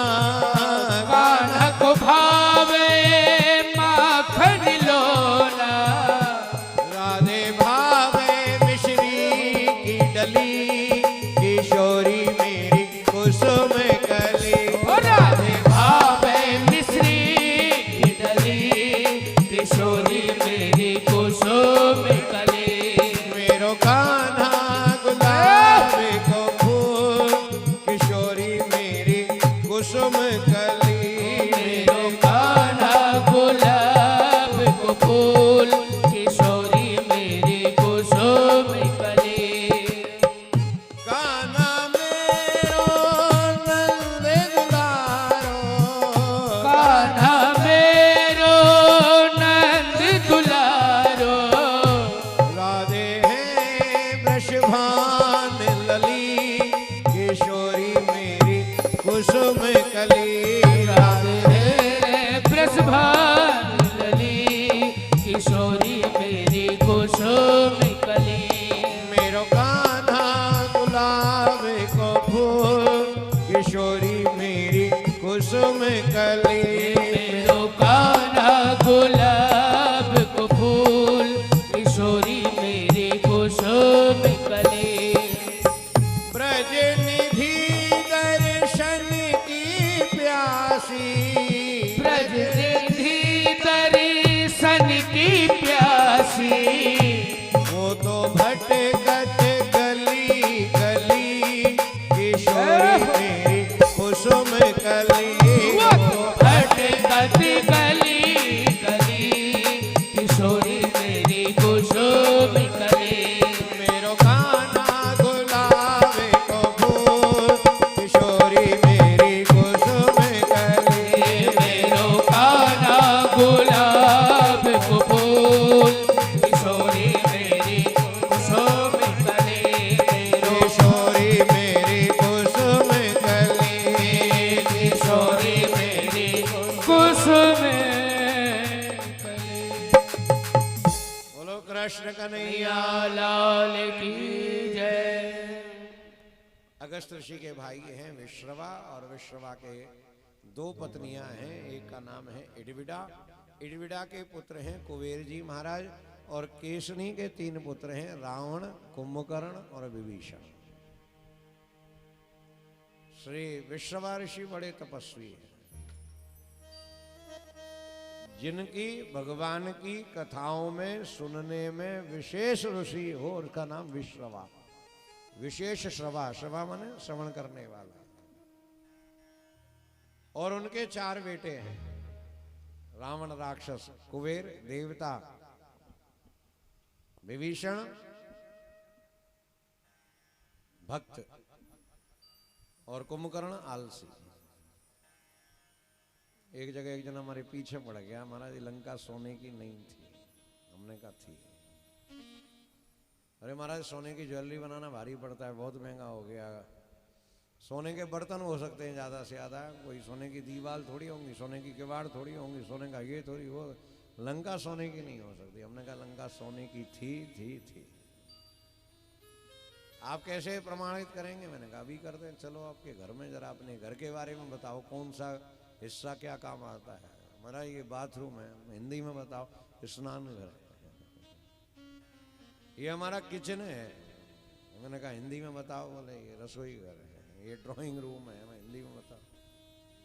पूछते पूछते बेडरूम पे पहुंचे, ये क्या है? हमारा बेडरूम है। मैंने कहा हिंदी में बताओ। बोले सोने का कमरा है। मैंने कहा जैसे तुम्हारा कमरा सोने का है ना, ऐसे लंका भी सोने की थी। वहाँ कुंभकर्ण हमेशा सोता ही रहता था। यहाँ कथा में भी एक सोफा सोने का है। बोलो कृष्ण कन्हैया लाल की। 6 महीने में जगता तब राम राम राम कह करके खोलता, खा पी के फिर सो जाता राम राम कहकर। लंका में चलेंगे, जरा दूसरी दृष्टि से चलते हैं। लंका में नाम जप की महिमा में तुलसीदास जी ने एक चौपाई लिखी। भाव एको भाव अनख आलस हो, नाम जपत मंगल दिश दस हो। नाम जपत मंगल दिश दस हो, भगवान का नाम जपने से 10 दिशाओं में मंगल होता है। छूट दे दी है, भगवान का नाम कैसे भी लिया जाए, भाव से कुभाव से। अनख माने चिढ़ करके, आलस में ले लिया जाए। लंका में 4 जने प्रमुख हैं, रावण, कुंभकर्ण, विभीषण और मेघनाद। चारों भगवान का भजन करते हैं। भजन करने का तरीका अलग अलग है। विभीषण भाव से भजन करता है। एकांत देखा, बहुत बढ़िया बगीचा, पेड़ के नीचे बैठ गया। जब कभी एकांत मिले भजन करना चाहिए। हम लोग हिसाब लगाते हैं पैसे का एकांत में, वो वैसे भजन करना चाहिए। विभीषण बैठ के राम राम राम राम राम राम राम राम राम राम भजन कर रहा था। रावण जा रहा था चुपचाप अपनी गुप्तचर व्यवस्था देखने। जो राम राम सुना, रावण उतर आया, तलवार निकाल करके विभीषण की गर्दन पे रख दी। जो चुभी तो चौंका एकदम। भाई साहब प्रणाम। भाई साहब आप? बोले हाँ। तलवार हटाओ ना गर्दन पे से। बोले नहीं, मैं तुमको देशद्रोह के अपराध में मृत्युदंड देता हूं। देशद्रोह और मैं? हाँ तुम। मैंने कैसे देशद्रोह कर दिया? अरे मैंने अपने कानों से सुना है कि तुम मेरे शत्रु का नाम ले रहे थे, राम राम राम राम कर रहे थे, अभी सुना है मैंने। नहीं नहीं। तुम राम का भजन कर रहे थे? नहीं नहीं, मैं तो आपका भजन कर रहा था। मेरा नाम रावण है, मैंने कानों से सुना है कि तुम राम राम कर रहे थे। आपने सही सुना है, मैं ये थोड़ी ना कह रहा हूं कि आपने गलत सुना है। लेकिन जितना प्यार आप करते हैं उतना ही लाड़ भाभी जी भी करती है, मंदोदरी जी। तो मैं दोनों का नाम जप रहा था, रावण मंदोदरी रावण मंदोदरी। थोड़ा लंबा हो जा रहा था तो मैंने शॉर्ट कर दिया, रावण का रा ले लिया, मंदोदरी का माँ ले लिया। मैं जो राम राम कर रहा हूँ वो भैया भाभी का ही भजन कर रहा हूँ। रावण बोला अच्छा हमारा? बोले हाँ तो फिर करते रहो। बोलो कृष्ण कन्हैया लाल की जय। कितनी प्रतिकूलता में प्रहलाद ने भजन किया था। बाप मारता था, और मारना भी डंडे से नहीं, आग में फेंक दे, पहाड़ से फेंक दे। कितनी प्रतिकूलता में मीरा ने भजन किया, कितनी प्रतिकूलता में सुदामा जी ने भजन किया, कुछ भी नहीं था। हम भगवान से शर्त लगाते हैं कि इतना हो जाए तब हम भजन करें, नहीं तो नहीं करते। कलयुग के भक्तों को जितना अकड़ है, जितना अभिमान है, जितना अधिकार है ठाकुर जी पर, उतना और युगों के भक्तों को ना था ना हो सकता है। थोड़ा सा कभी सोचना चाहिए कि मीराबाई पे जो विपत्ति पड़ी क्या कभी हम पे पड़ी, या साल भर भी पड़ जाए तो सहन कर सकते हैं। क्या सुदामा को जो परीक्षा देनी पड़ी, अहिल्या को जो देनी पड़ी, शबरी को जो करना पड़ा, अगर हमको करना पड़े क्या हम कर सकते हैं? नहीं नहीं, बिल्कुल नहीं कर सकते। जितने हम नाजुक हैं ठाकुर जी उतने ही कृपा मूर्ति बने हुए हैं, थोड़े से में ही ज्यादा सा आनंद कर देते हैं। विभीषण भाव से भजन करता है, रावण को भाव से करता है। रावण का भजन करता है, बोले करता है। मित्र की याद कभी कभी आती है, पर शत्रु का स्मरण हमेशा बना रहता है। बैर भाव सुमरे मोहि निश्चर। कुभाव से रावण, अनख से चिढ़ करके मेघनाथ और आलस में कुंभकर्ण, चारों का ही ठाकुर जी ने कल्याण किया। बोलो कृष्ण कन्हैया लाल की जय। देवहूति करदम की 9वीं कन्या का नाम है अनसुईया, और अनसुईया का विवाह अत्रि नाम के ऋषि के साथ में हुआ।